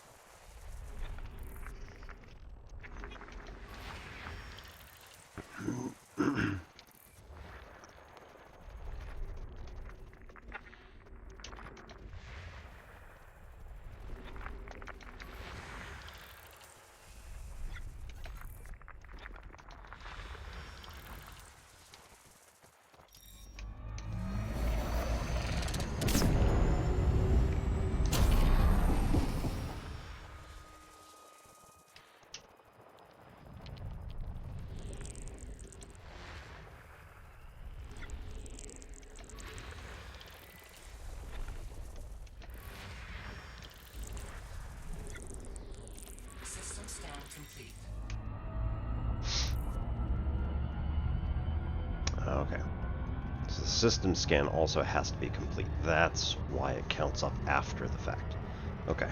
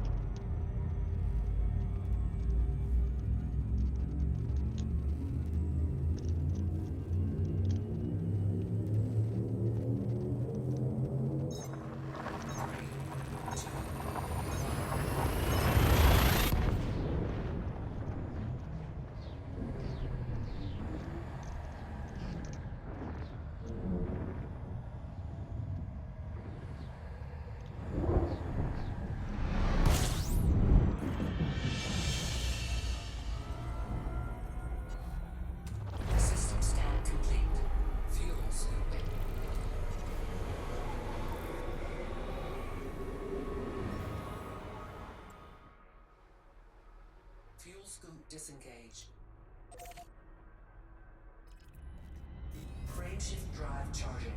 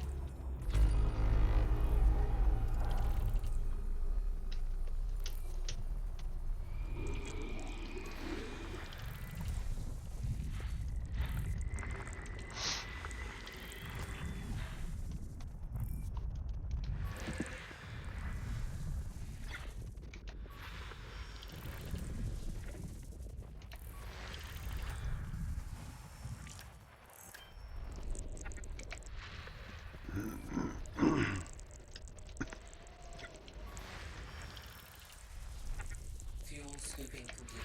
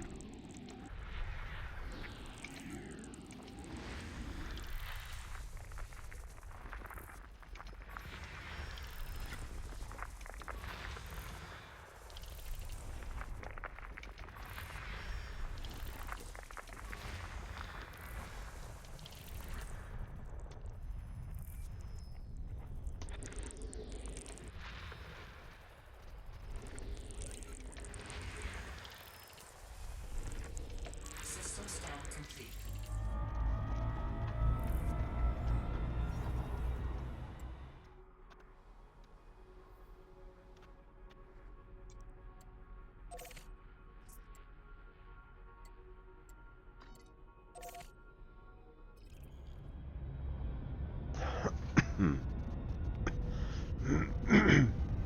Right.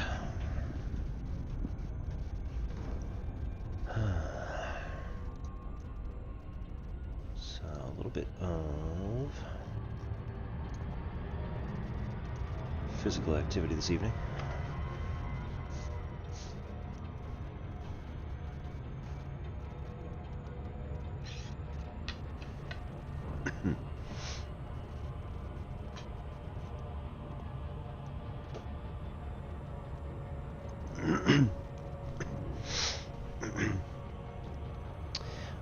Eskrima is a martial art developed in the Philippines in response to a growing concern that there were a number of criminal organizations that were starting to take a bunch of people's hard-earned money, and so they decided, yeah, you know what, we're not going to take this anymore. And a lot of them were carrying machetes, so they were like, you know what, we're just going to use the tools that we have available to us, and no, you're not going to take our stuff.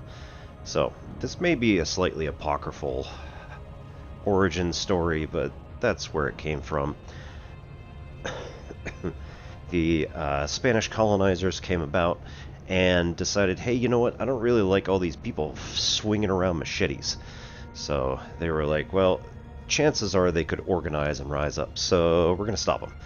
And the Spanish came in, told them they weren't going to be doing Eskrima anymore, and the people said, okay, and continued training with sticks rather than machetes. And they were like, alright, well, guess we can't stop them.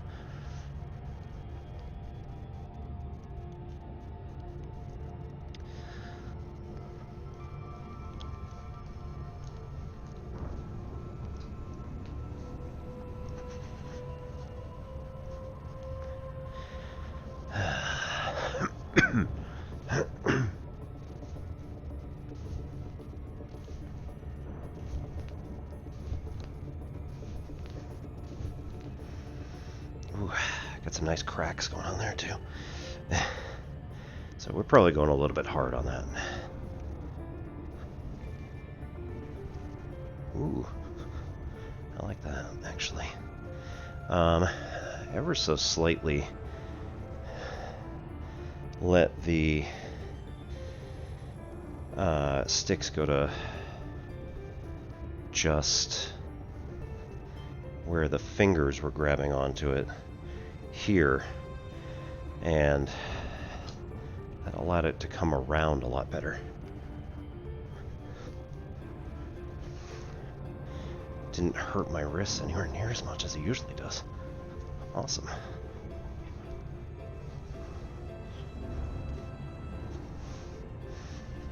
I think I prefer right on top.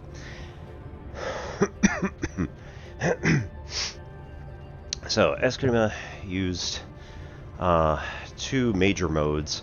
One was the two-handed stuff that I was doing there, and the other is one-handed, wherein you're also using your left hand as a guard to prevent, especially, anybody from stabbing at you in the front here. So you were able to then parry, block off. Even though it might cut your hand, you'd be alive to tell the tale. Probably. So typically the way we hold this is butt end facing toward the person's face, and that way they can not see as well if it ends up coming out, because then all of this is going to be whipped.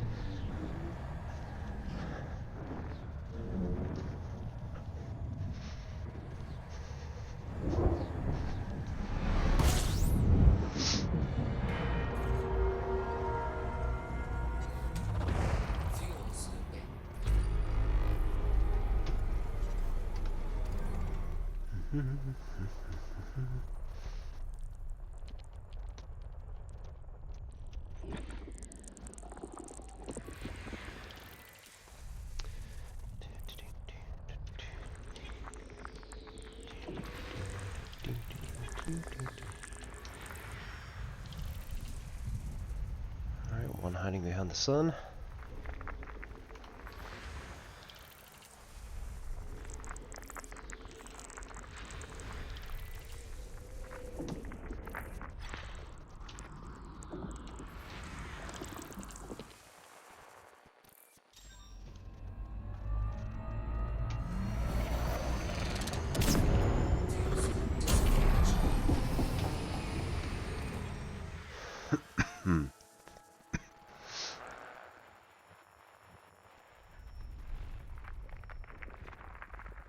System scan complete.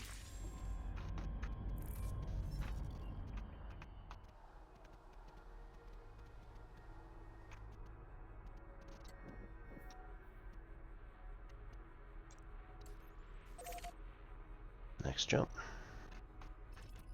Awesome.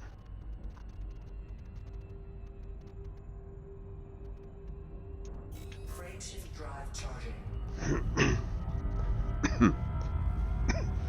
So the first style was just basically taking the end of the stick. You want to be dynamic, so don't like rest, because that's very static. You won't be able to move very quickly, but keep everything out a little bit, and then when ready, you just kind of whip out and let the backhand float out as well to counteract, counterbalance all that movement.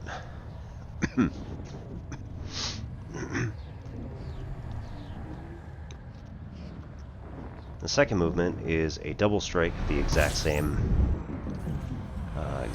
kind as that one.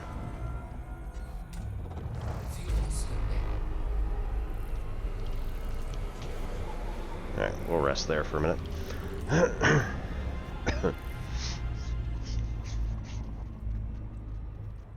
So we just go 1, 2, 1, 2, 1, 2, 1, 2. The third strike is going to be a simple strike followed by an overhead strike. So this is going to come up and over the top and usually tag the head of the person. It can also be used on shoulders. It can also be used on hands. If, for instance, somebody is trying to swipe forward at me, one of the ways to deal with that is to dodge to the side and come down on their hand. So that would be pretty nasty, particularly if this was not in fact a stick but a machete. So or dodge the other, right, I don't have room here, but dodge the other way and come down through.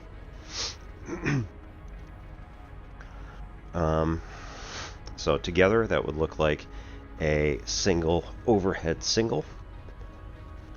And again, when you're striking out, we're doing counterweights. So when we're going up and over the top, this is just wrist movement. So there's no real counter action, no counterweight to be had here. It's just when we throw the stick outward, we want to have, you know, a similar weight moving backward away from our body as well. So, single, overhead, single. Number 4 introduces a new concept where we do a single strike followed by an open chamber. So instead of being closed like this, where our guard and everything is in this closed form, we're in an open form. The stance is much more open, and it is potentially dangerous, so you do have to watch yourself if you're facing an opponent, especially who is left-handed. Then that leaves your whole onside here rather open. Whereas if you're closed like this, it's much closer. You'll do your movements. But yeah, if you kick out to an open stance,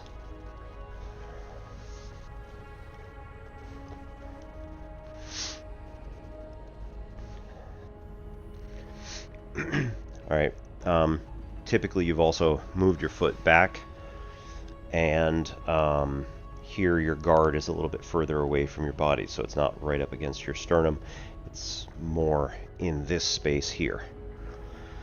From here, the standard strike is to whip this out in front and stop the movement with your guard, which then also allows the stick to whip, transferring the energy from here, this motion, into the tip of the stick. So this motion allows for faster movement in the tip. When we do this, we also tend to include a downward motion as well. So it may be sort of a diagonal slap against our forearm, and it allows us to whip back into a closed stance like this. So our typical fourth strike is, or fourth combination, is a single strike to an open stance, a whip, a whip to closed stance. So, strike to open, whip to close, and single strike again.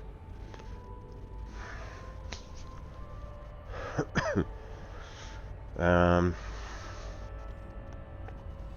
think number 5 involves the abanico, which is also called the fan block. So in Eskrima or Arnis, which is the other name for it, slightly different styles, but you know, mostly the same. We come from here, and rather than going to a single strike again, what we do is we actually come back over the head and do a fan block, abanico. So we do a backhand to a forehand,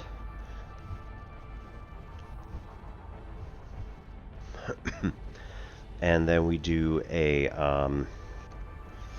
kadlik, which is a turning of the hips and setting a little bit with the knees downward. So then this, the tip of the stick actually follows a nice little progression.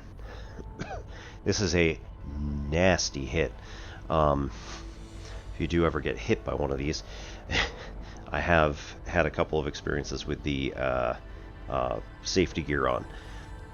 Not very much fun still. So we go into an abanico, and then we do a kadlik. So we want to be, up a bit, and then set down, single strike there. I wonder, do a single strike into? Not really. So single strike into an abanico is a little bit awkward, because mostly you're coming back around like this. You're going to be bringing your hand, rather than back to regular, like ready position, it's either going to go up over your head. I'm worried about this right here, because if I close this, there's the possibility that I hit myself. But if I guess I could. So here,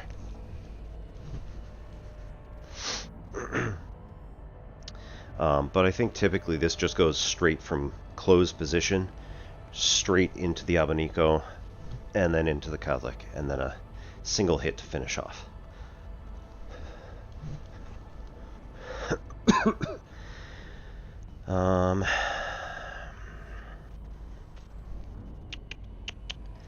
Number 6, I think, combines multiple things. Let's see, I think this is single strike to an open, and then we come down, followed by a return, a quick return to a single. So I can't remember exactly how this one works, because it's been a year at this point, I think. We stopped doing Eskrima, unfortunately, I want to say early last spring, because our instructor only had 3 of us, and there were honestly better uses of his time, which is around when he started telling me, why don't you come to do Tai Chi instead? So it's been interesting. And then probably you want to also do the same with your left hand, so you can practice.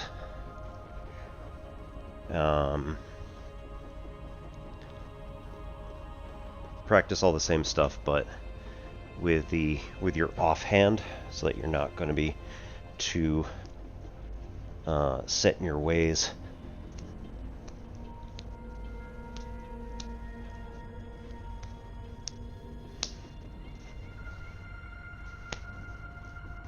That's going to be real awkward. That's better. Yeah, that.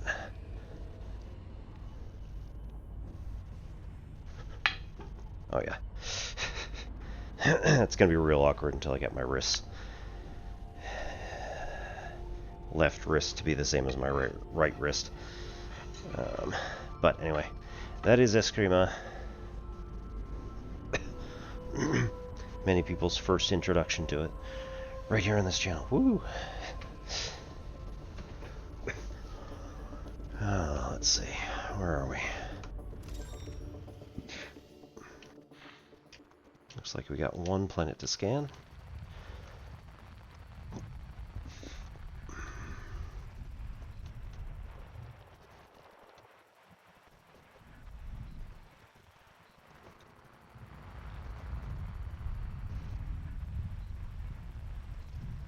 There we go. System scan complete. Well, good. It wasn't like in the star.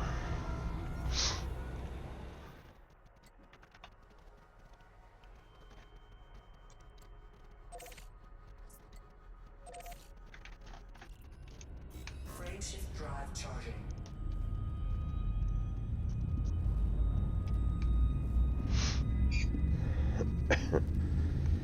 Alright, and then when we get back to the carrier,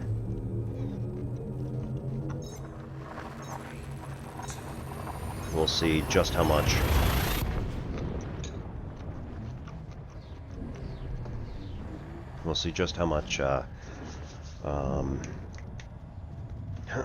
we'll get in cartographics.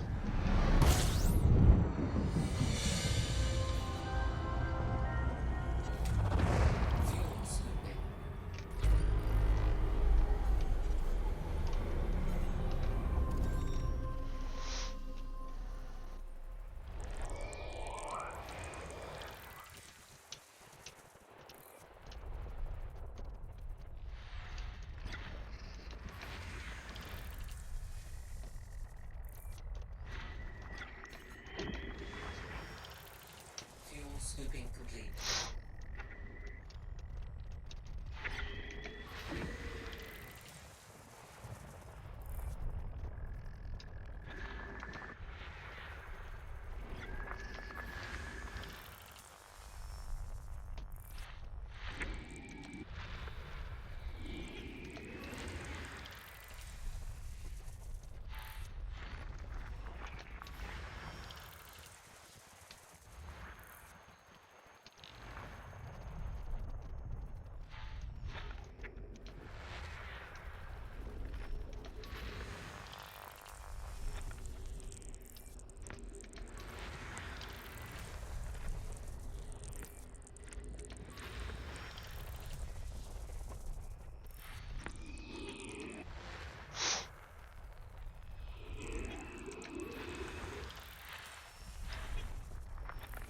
System scan complete.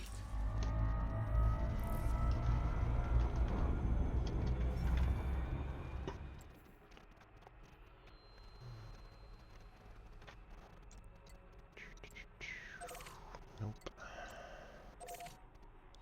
Closer. There we go. Frameshift drive charging.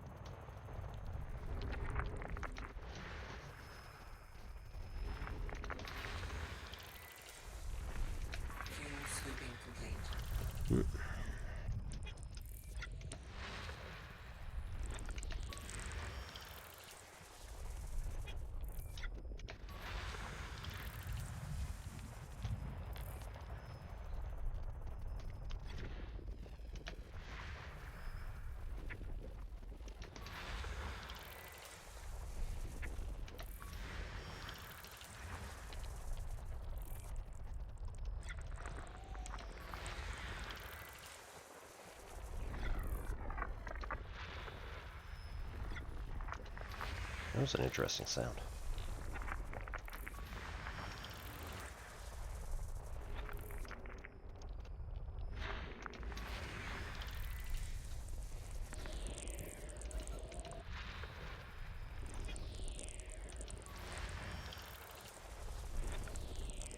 System scan complete.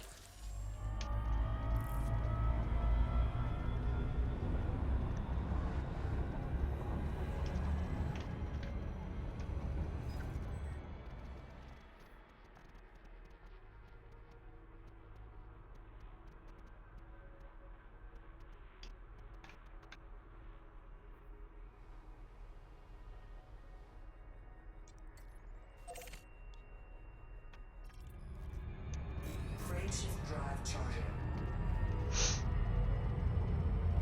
27.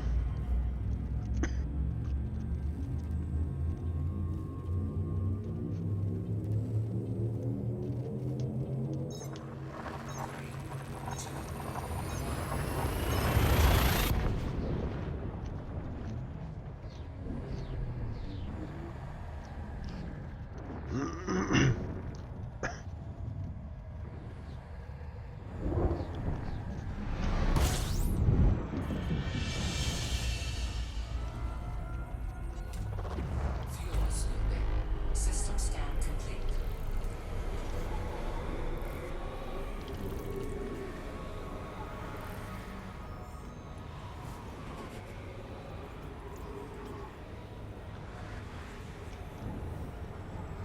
Fuel scooping complete.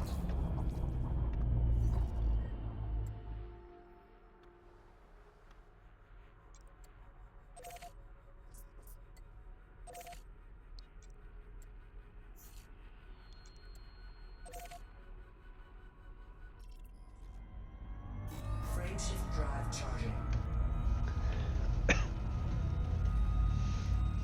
Today I found out that Katie Sackhoff, who played Starbuck on the Battlestar Galactica reboot in early 2000s, had never actually seen the show itself after it came out. A lot of actors don't watch their own stuff. Seems pretty self-serving, I know. So, she said that she and her husband had not actually watched it, and so there's now a reaction video of them watching the mini-series, which is like the first episode of the mini-series, maybe, which is the stuff that happens before season 1. So they get to they are watching it together. He had never watched it before because, you know, he was just young.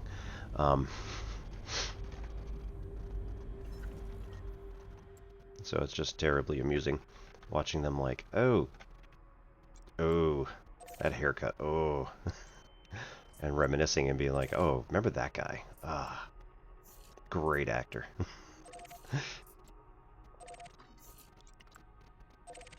So I think it was very amusing.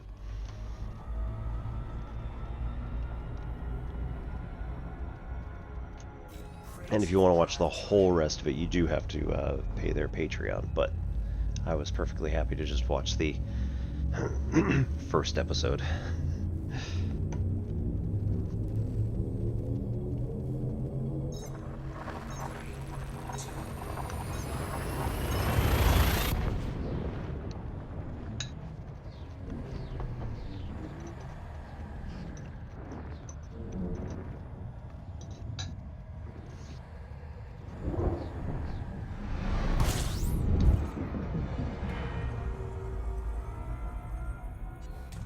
System scan complete. Fuel scooping. That's it. Done. All right.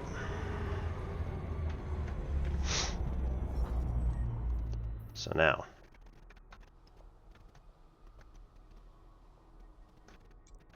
where are we? 1170. by 54.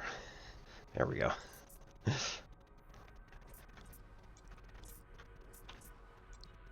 Oh, right. Turn off K-type. Or rather, we just want all.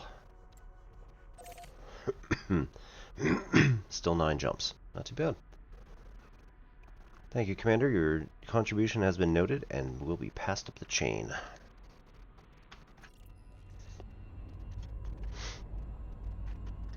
Alright, so now let's actually go over there. It's going to flip out at me now.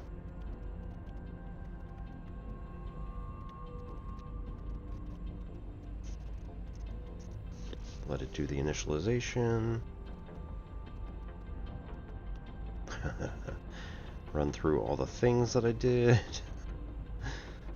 Oh no. It's a lot of things. Oh goodness. Alright, we'll just Frameshift drive charging. continue.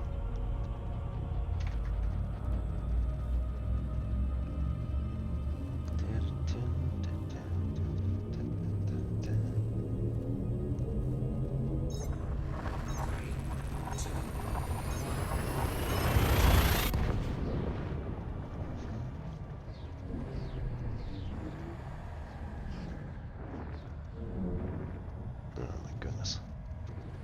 Fuel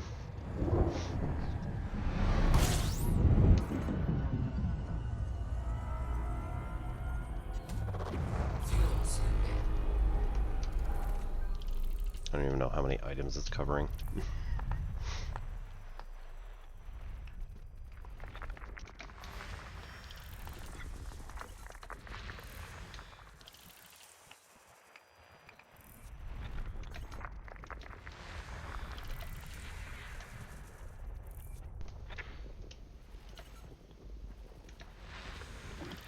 Fuel scooping complete.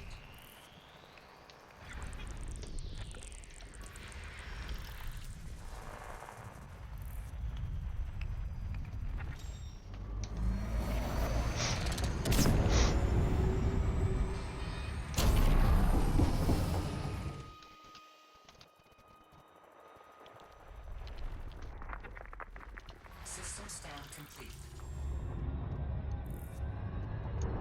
Frameshift drive charging.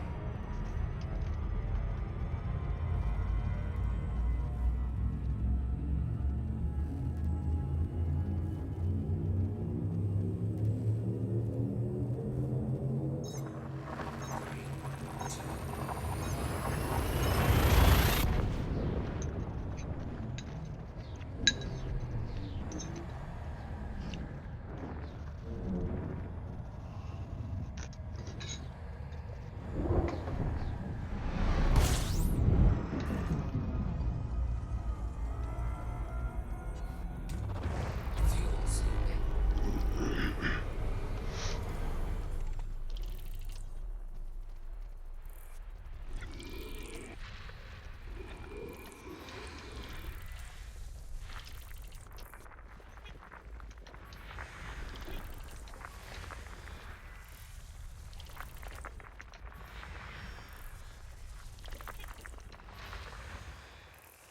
Fuel scooping complete.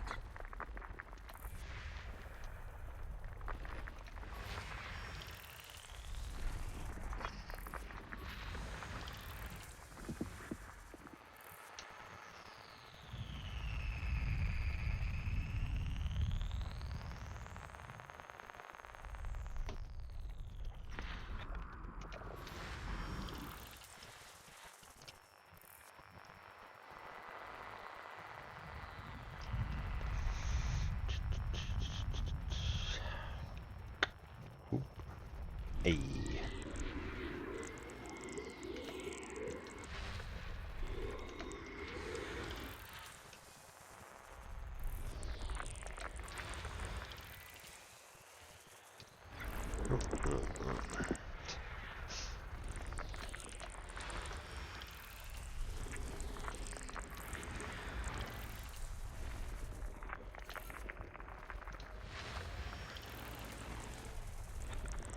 System scan complete.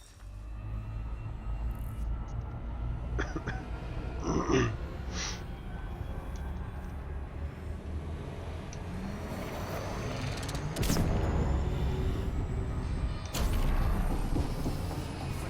drive charging.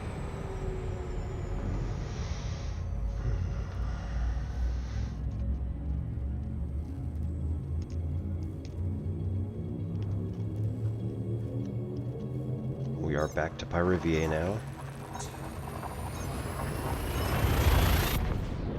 So a few short jumps, we're back to the carrier.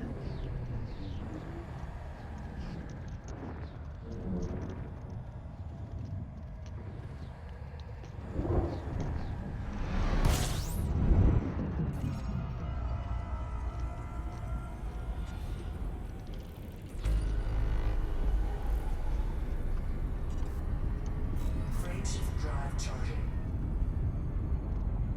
I'm out.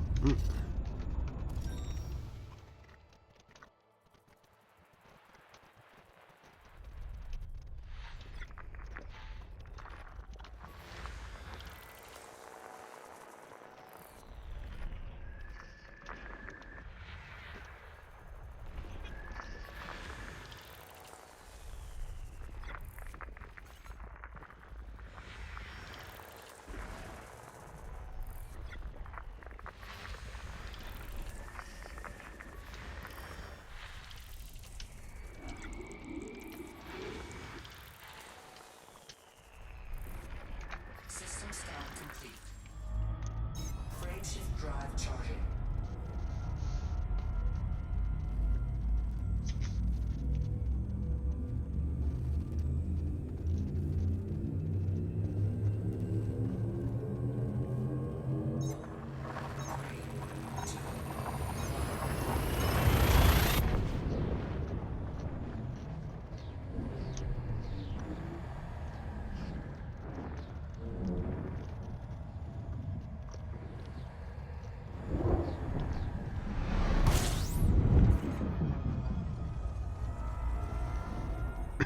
System scan complete. Fuel scooping.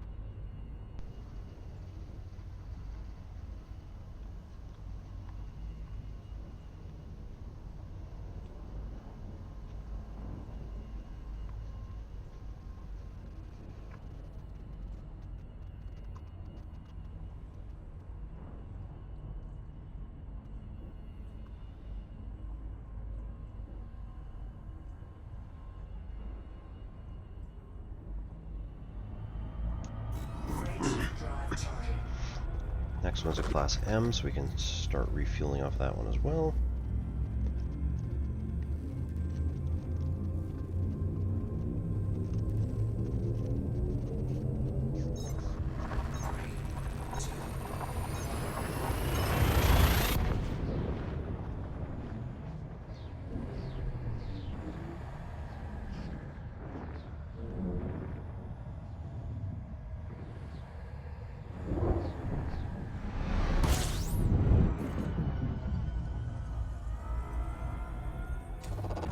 Fuel scooping.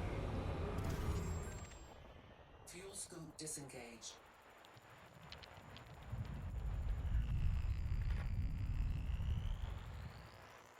Alright, there's a group behind the star.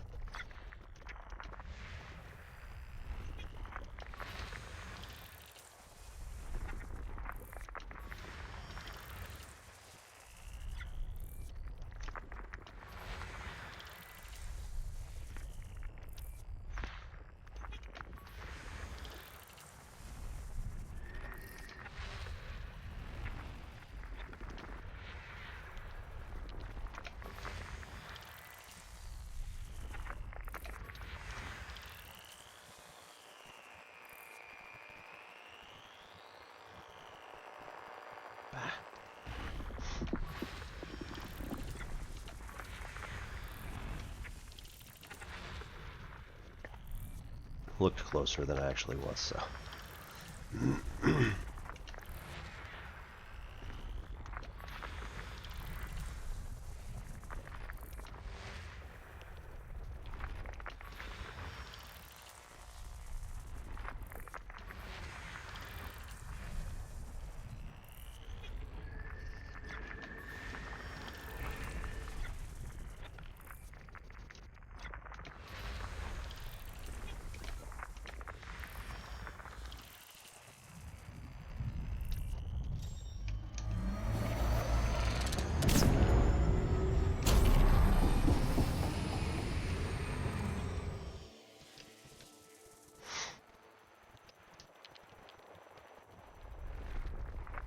System scan complete. Frameshift drive charging.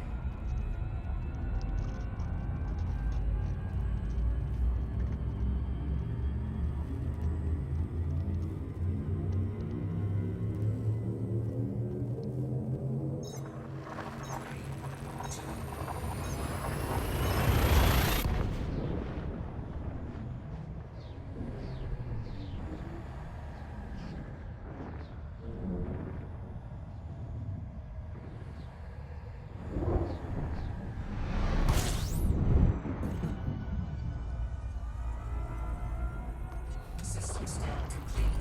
Fuel scooping.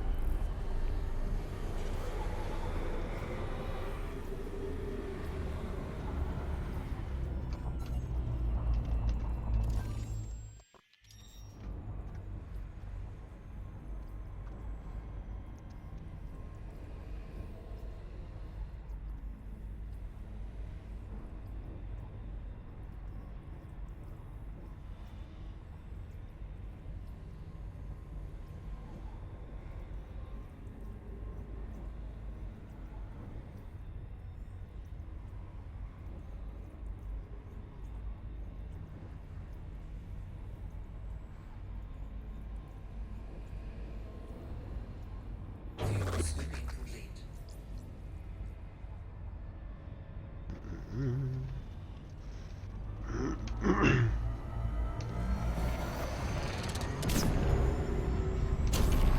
Frameshift drive charging.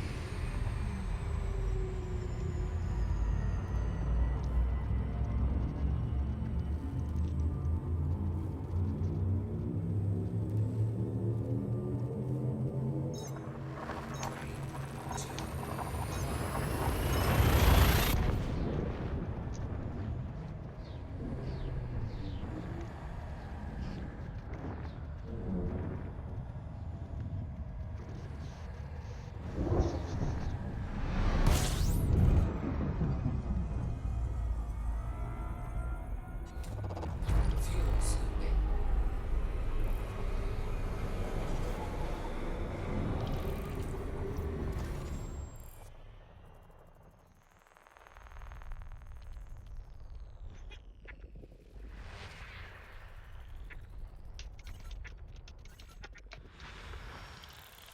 Fuel scooping complete.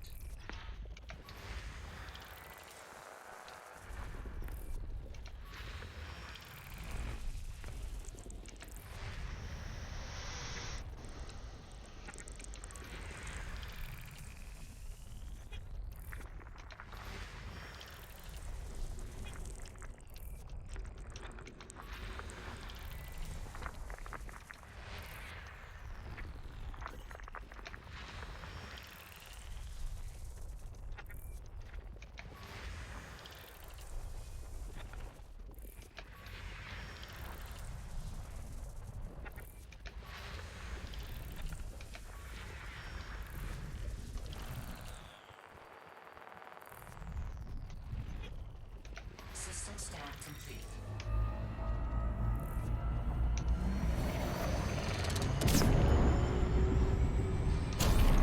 Frameshift drive charging.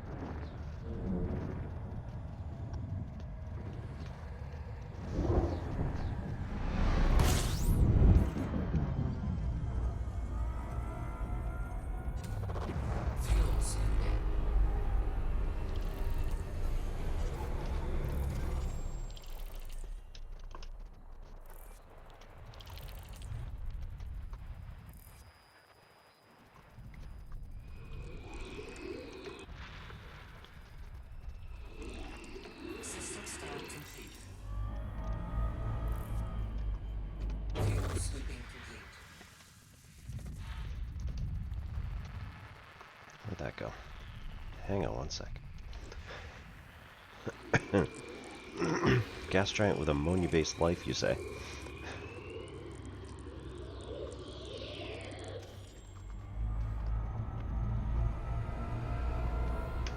$34,000. Not optimal, but you know what? I'll take it.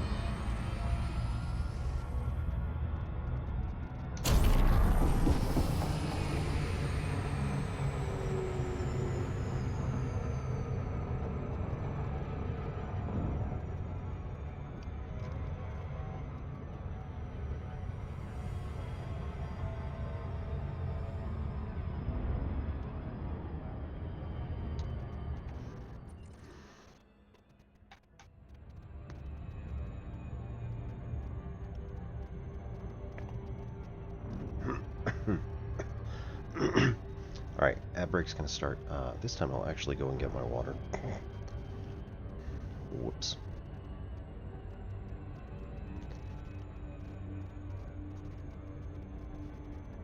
And see you all back here in approximately 3 minutes. Thanks so much for coming.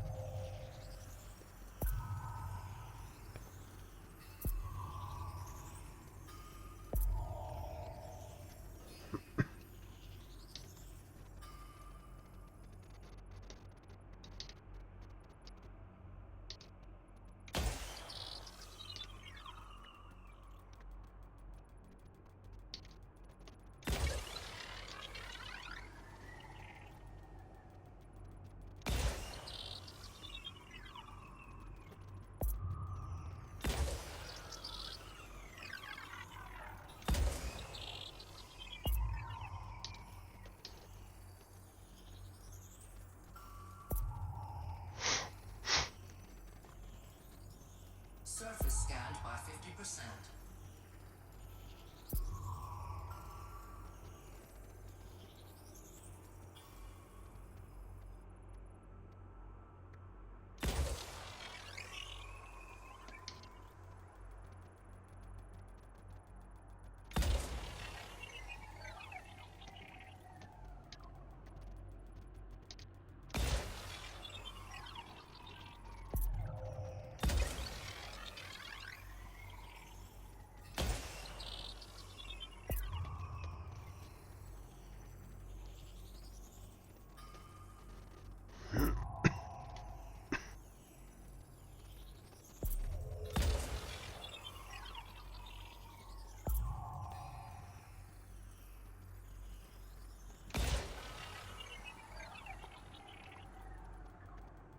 That's going to be 18 and 19.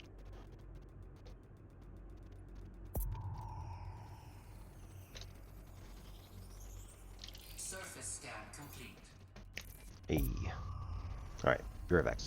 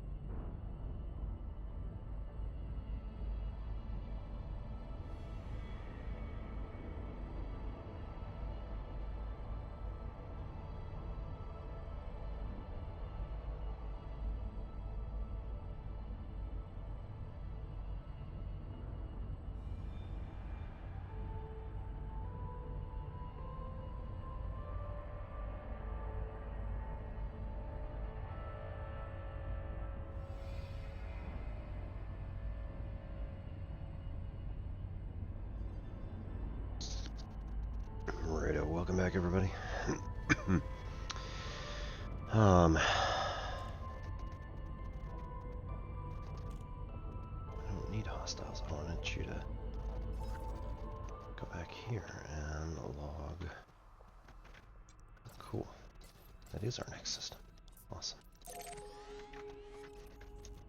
Frameshift drive charging.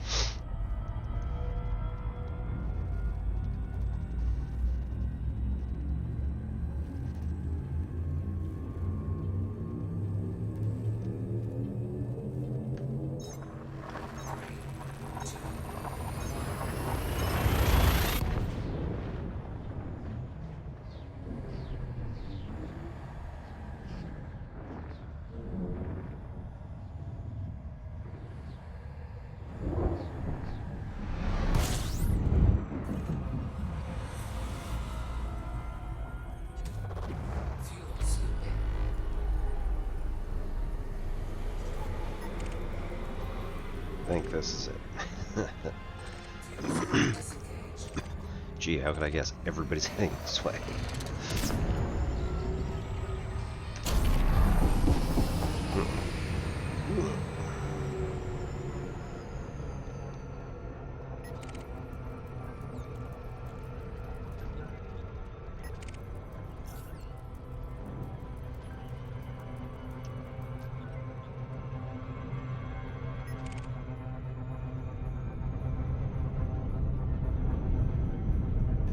Pillar of Chista is the other.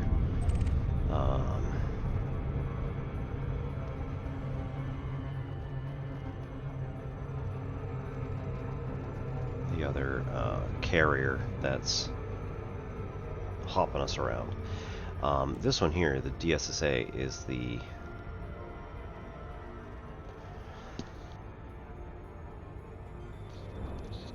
carrier that is or was lost up until fairly recently.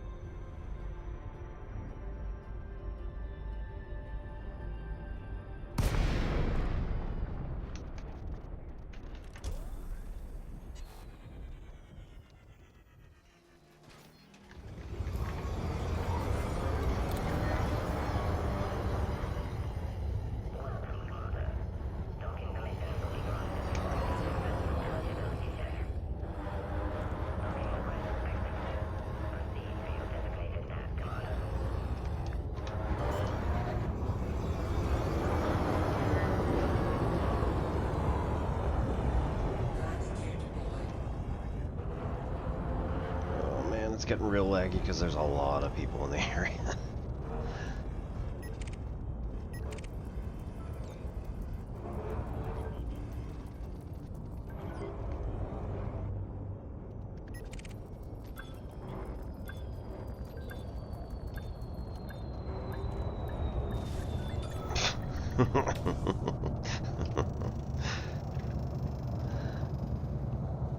Oh man, Kerklunk. Super Apache into DSSA. It's their carrier. So they get jurisdiction standby. It could take a while. Seems most of the stuff is gone now, Commander. Some bits remain. We're cleaning those up. Feel free to drop by if you haven't already to get the carrier, to get those carried off as well. It is so much better. We've had no reports of giardiasis. Beaver fever. Commander, this should be enough to get us back to a repair depot, I reckon.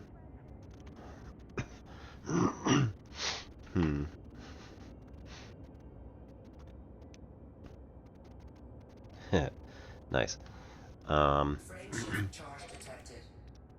Actually shows us what pad we're on and all that. Hang on, let's just check real quick. Yeah, I did suspend the other thing, so we're good there. If we take window capture, 8. Maybe. 8.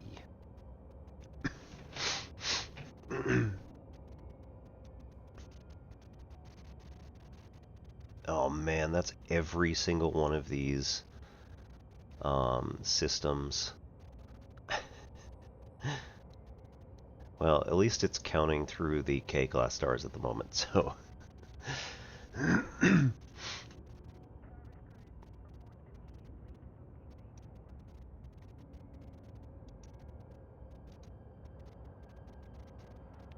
Might be a minute, but nonetheless, that should work.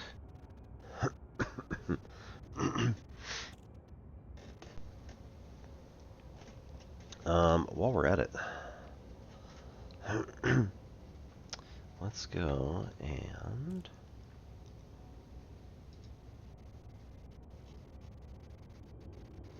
mark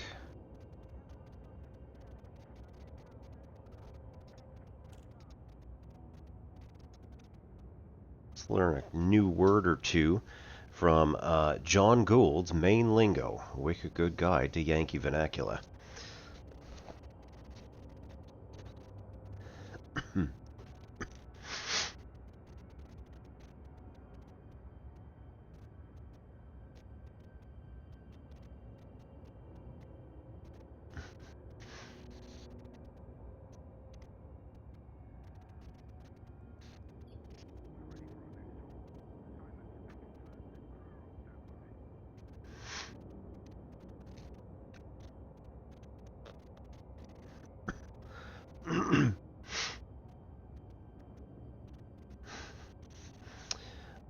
We'll do this one here.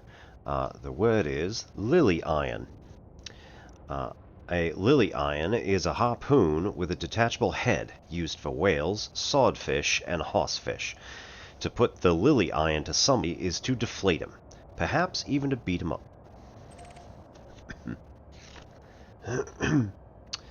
And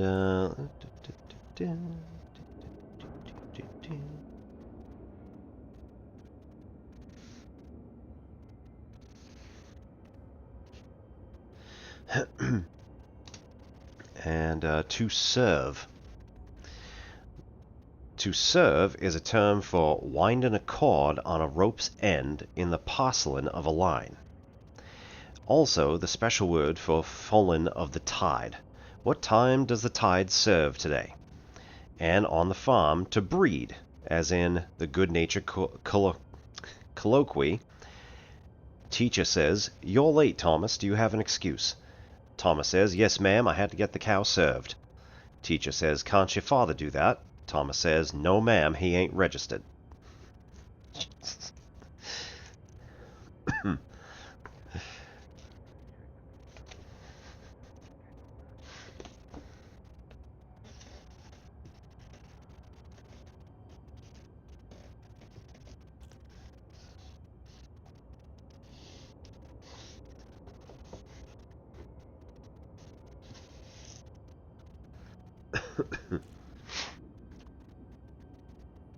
I think I only understood the full context of that about halfway through.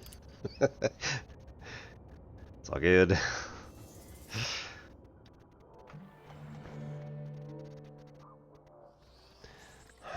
Alright, I'm going to check out the DSSA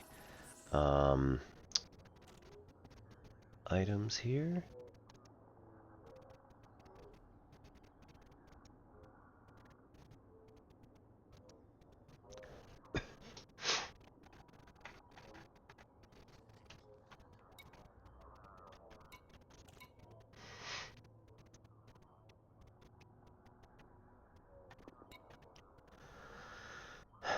Okay, so we're not really doing anything here. Commodities market says there is nothing to buy and nothing to sell. Well, I mean, there's stuff to sell, but it's all really expensive stuff that you'd have to mine out in the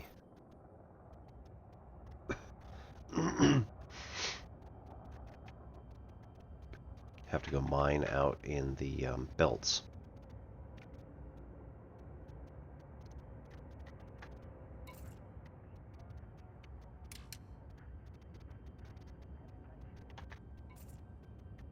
Alright.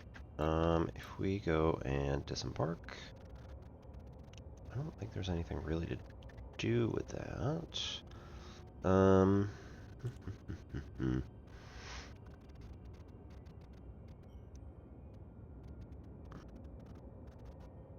Alright, this is potentially going to freeze MetaLens. It's almost certainly going to freeze MetaLens, but...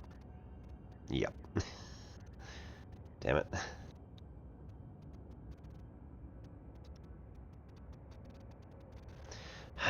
Oh well.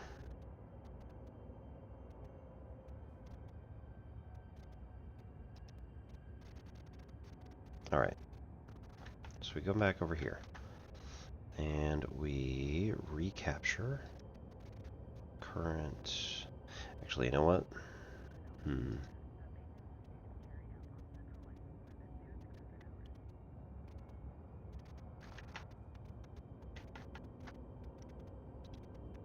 Try again.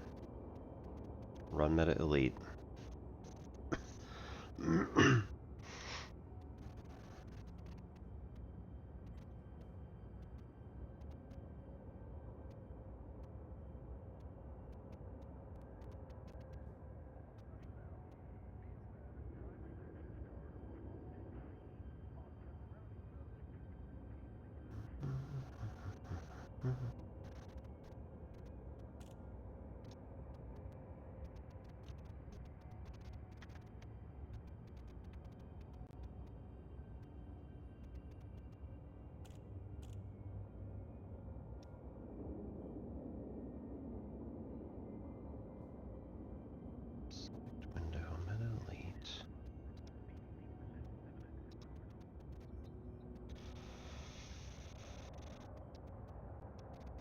You. Boo.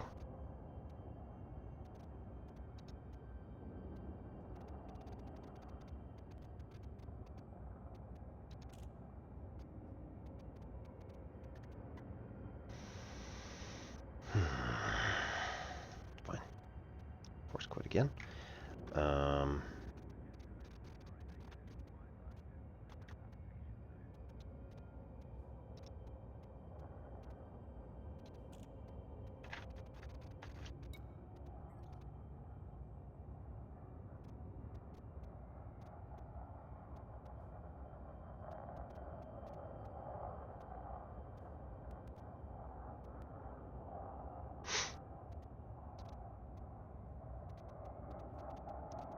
Alright, campaign manager is all we want active.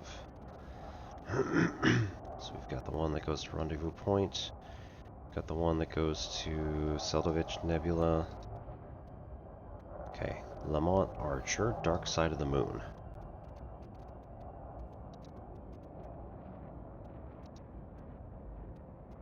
Ugh. Man, I didn't even do anything that time. I wanted to select the... I was trying to select the mission. It just dumped. Man. MetaElite has a lot to fix.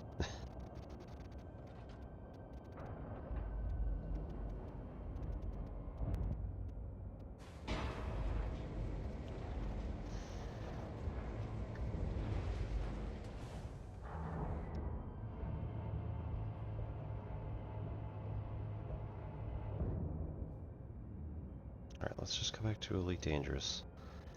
Like that. Okay. That's still working. So, if we go to Lamont Archer here. Crash again? Yeah, it did.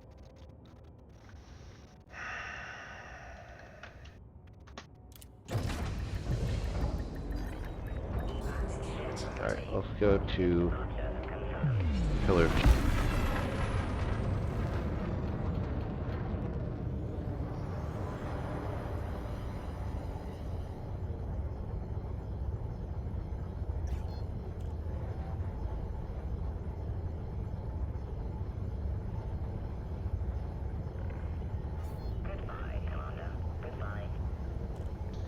Alright, anyway.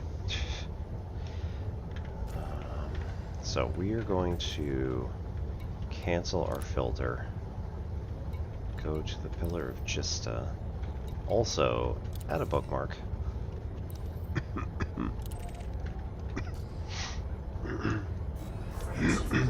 Because I want to be able to find this even if it jumps.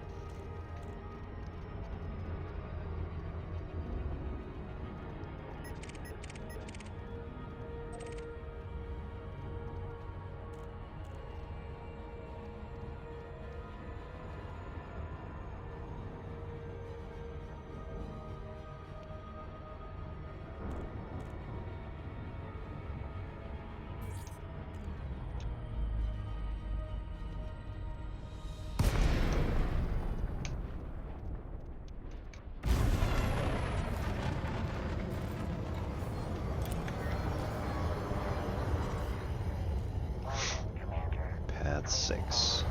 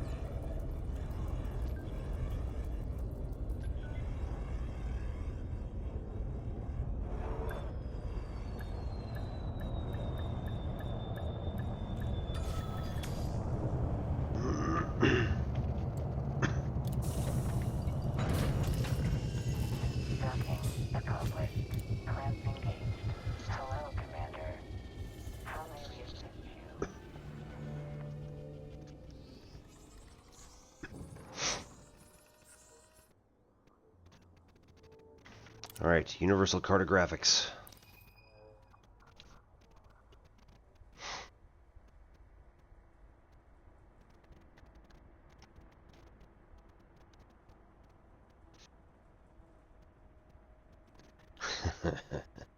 Page 1, 16.6 million. Nice.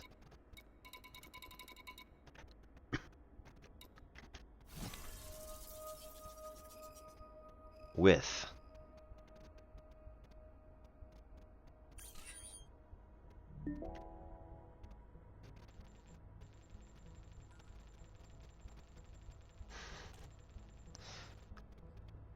First to discover. Many of those. And that's it. So an extra 500,000 after carrier fees. And then page 2, another 1.5. So 17, 18 million.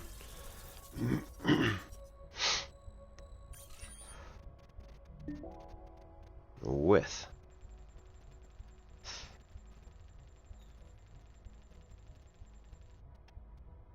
another 140, almost 5,000. And first to map bonus. So it was already discovered. No, that's not true. I actually went to that particular body. It was probably already discovered. It was the ammonia in the next... No, that can't be right. It said it was first to map by somebody else. DSI B42-3. 5 bodies first to map.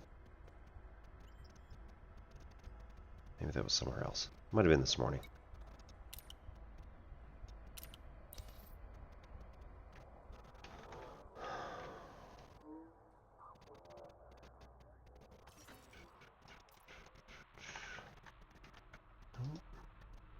Come on.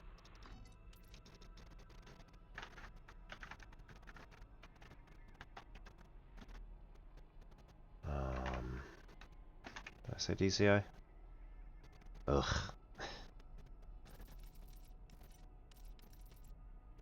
Yeah, that wasn't it.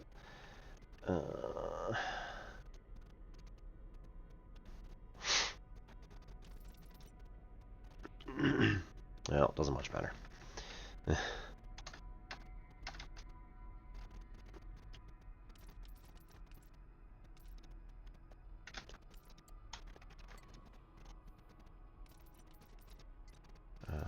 User data.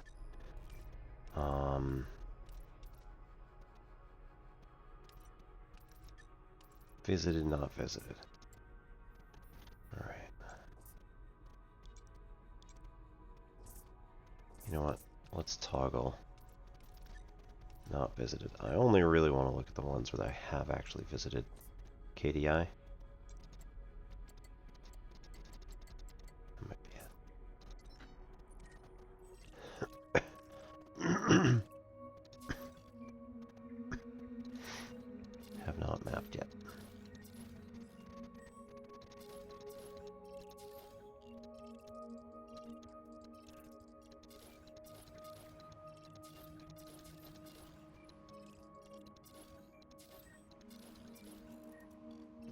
Okay, that was not it.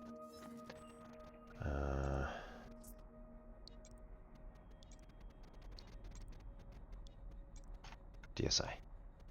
That was it.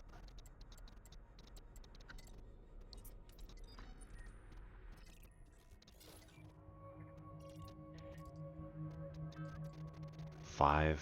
Oh. Yeah. The Suns. Yeah. Apparently.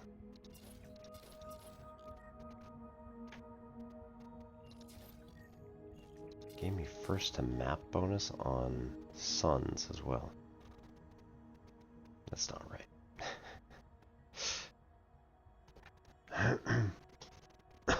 It is possible that I was the first one to go in and use the DSS scanner to check everything that was here. In which case it might be giving me a first to map bonus for that, but that's weird. That should not be the case.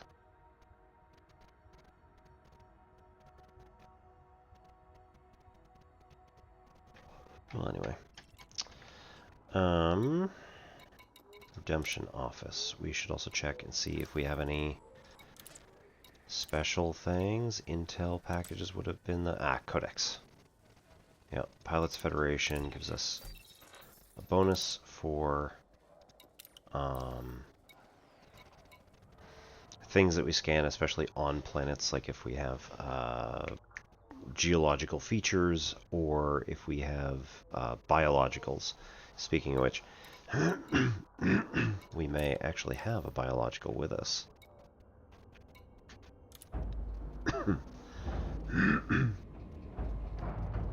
Hop into the carrier and check out Vista Genomics.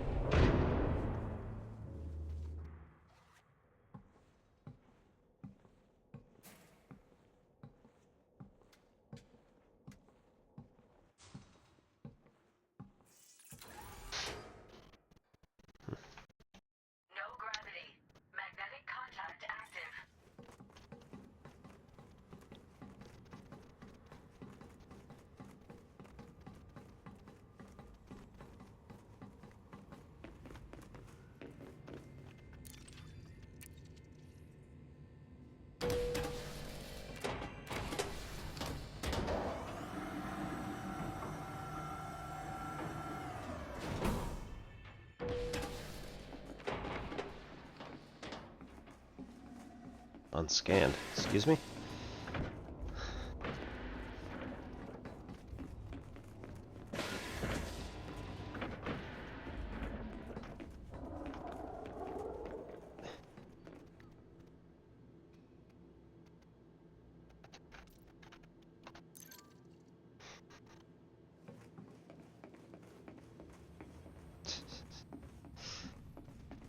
Just another person. It's okay. Shipyard, Vista Genomics. Welcome. I trust you have biodata. Hello, you wish to Eliza. sell. Maybe. Our researchers always welcome fresh data. Yes, here we go. Pyrivier WRA B43-0 was Bacterium osseae aquamarine. So we get 1 million for scanning 3, and we get a discovery bonus of 4 million for discovering a brand new bacterium. So we are the first to log it, so we get 5 million credits total. Nice. Can I help you with anything else? Vista thanks you for your contribution.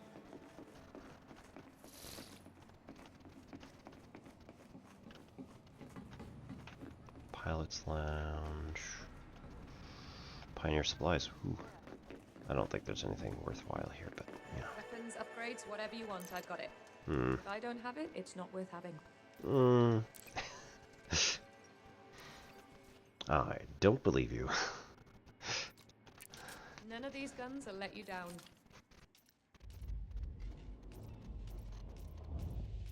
Yeah, they're all grade 1. We should also really have some sort of information panel here that says, like, what we already have, or, like, the number of them that we already have.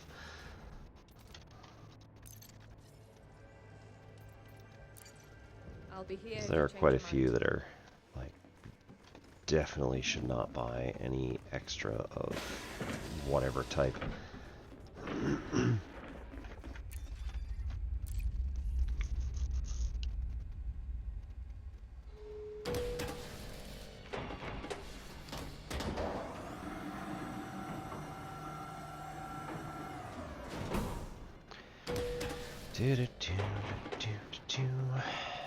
Right.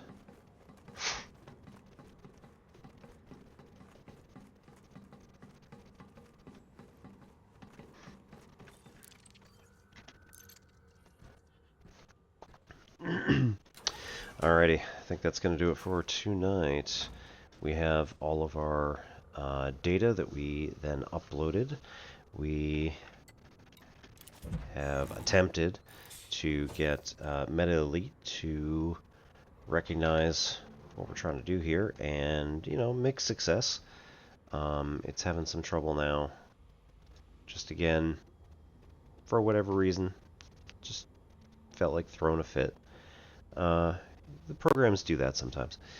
So, we're going to head on over to somebody else. Gonna check out who we got. Shade Wave. Elite Dangerous Exploration. Looks like they're just out and about. Rexa Savage doing some engineering.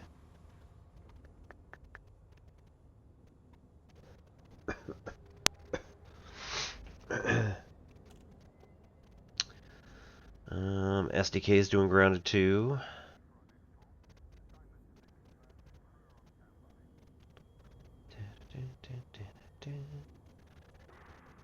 Stooky's doing a math stream for anybody who might be interested.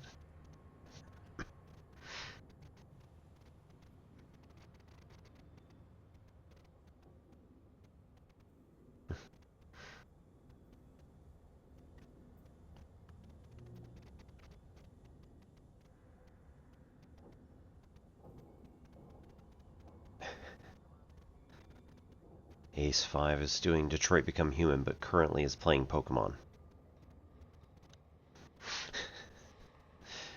We'll go with it. Ooh. Top Blazer 85 is currently doing the Waypoint 1 to Waypoint 2 exploration. So let's head on over there. So Top Blazer 85. Looks like they are stopping and smelling the roses, scanning every last thing. And they are in the Triuchidae,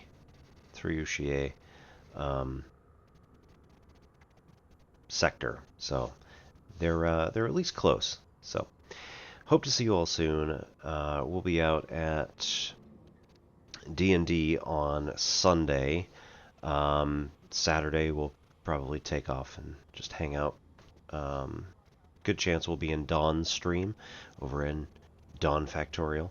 So go check out all of our other friends in